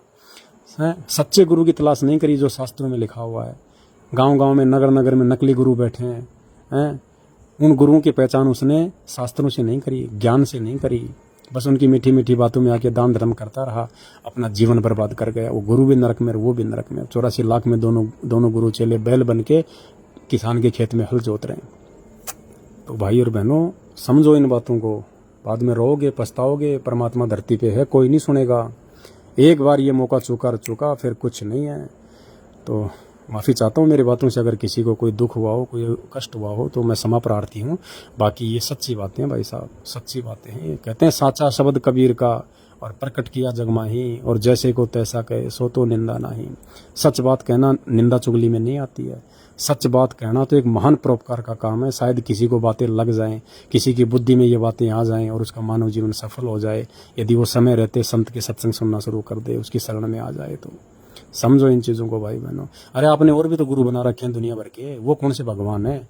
जब तुमने उनको, अपने जैसे इंसानों को अपना गुरु बनाते हुए तुम्हें कोई शर्म नहीं आ रही, तो संत रामपाल जी को भी तो एक बार चेक कर लो। संत रामपाल जी का भी तो ज्ञान सुन लो, उनका भी तो सत्संग सुन लो। तुमने औरों को भी तो अपना गुरु बना रखा है, संत रामपाल जी को भी देखो फिर अपना गुरु बना के, और देखो फिर उनकी भक्ति में और उनकी भक्ति में, उनके द्वारा जो भक्ति में जो लाभ मिलते हैं और संत रामपाल जी की भक्ति से जो लाभ मिलेंगे, फिर देखना दिन रात का अंतर, दिन रात का अंतर। चांद और सूरज के जितना अंतर है नकली संतों में और संत रामपाल जी में, चांद और सूरज के जितना। तो ठीक है भाई और बहनों, थोड़ा भंडारा कर लेते हैं। आप भी अपना भंडारा करो और कोशिश करो अभी भंडारा करके खाना वाना खा के आधा घंटे तो संत रामपाल जी का सत्संग सुनो, कम से कम शुरुआत तो करो। अरे 2-4 लोग भी अगर मेरी बातें सुन के अगर कम से कम सत्संग सुनना शुरू कर देंगे तो मेरी तो साथ संगति सफल हो गई। मुझे तो हरी चर्चा का पूरा लाभ मिल जाएगा और आप लोगों का जीवन सफल हो जाएगा। और बाकी भाई जिसने गधा कुत्ता सुअर बनना है, देखो उनको तो भगवान आके बोल रहा है। 1994 से संत रामपाल जी खुद परमात्मा आके चिल्ला रहा है, तो भी उनके समझ में नहीं आ रही। तो हमारे जैसे उनके भक्तों की बातें कहाँ से समझ में आएगी? लेकिन जो समझदार आत्मा होती है ना, जो शाणी आत्मा होती है परमात्मा की, वो विचार करती है इन बातों पे कि यार इसको क्या फ़ायदा है इतना सब कुछ। अगला अपना बैलेंस जो है वो बर्बाद कर रहा है, अगला अपना समय खर्च कर रहा है, इतनी देर ये बातें बता रहा है, इसको क्या फ़ायदा? हम कौन सा उसकी जो है वो घर पे वो बोरियां डालने जा रहे हैं। ज़रूर कोई न कोई बात है, विचार करना चाहिए आदमी को। तो ऐसे लोग विचार करके सत्संग सुनेंगे संत रामपाल जी के। तो ठीक है भाई और बहनों, दया परमपिता परमेश्वर की। फिर लाइव आएंगे आप भाई बहनों को समझाने के लिए, अगर समझ जाओगे तो। इसी के साथ पूर्ण परमेश्वर की वंदना करते हुए आज का वीडियो समाप्त करेंगे। परमपिता परमात्मा, सारी सृष्टि के रचनहार, कुल मालिक, असंख्य ब्रह्मांडों के स्वामी, जगत गुरु, तीनों लोकों में प्रवेश करके सबका पालन पोषण करने वाले राजाधिराज, आत्माधार, नाथों के नाथ, देवों के देव महादेव, सर्वेश्वर महेश्वर, मृत्युंजय, अजरो अमर, आदि अनादि सनातनी प्रभु, जगत पिता जगदीश्वर, श्री श्री 1008 की उपाधि के वास्तविक अधिकारी, अकाल मूर्त, सब स्वरूपी राम, वासुदेव, सर्वगतम ब्रह्म, परम पूज्य, प्रथम पूज्य, परम पुरुष, परम धनी, परम दयालु, परम संत, आदि गणेश, जगत के तारणहार, जगत के मुक्तिदाता, जगत के जगन्नाथ, हारे का सहारा, अल्लाह ताला, अल्लाहु अकबर, संत शिरोमणि सतगुरु रामपाल जी भगवान की जय हो।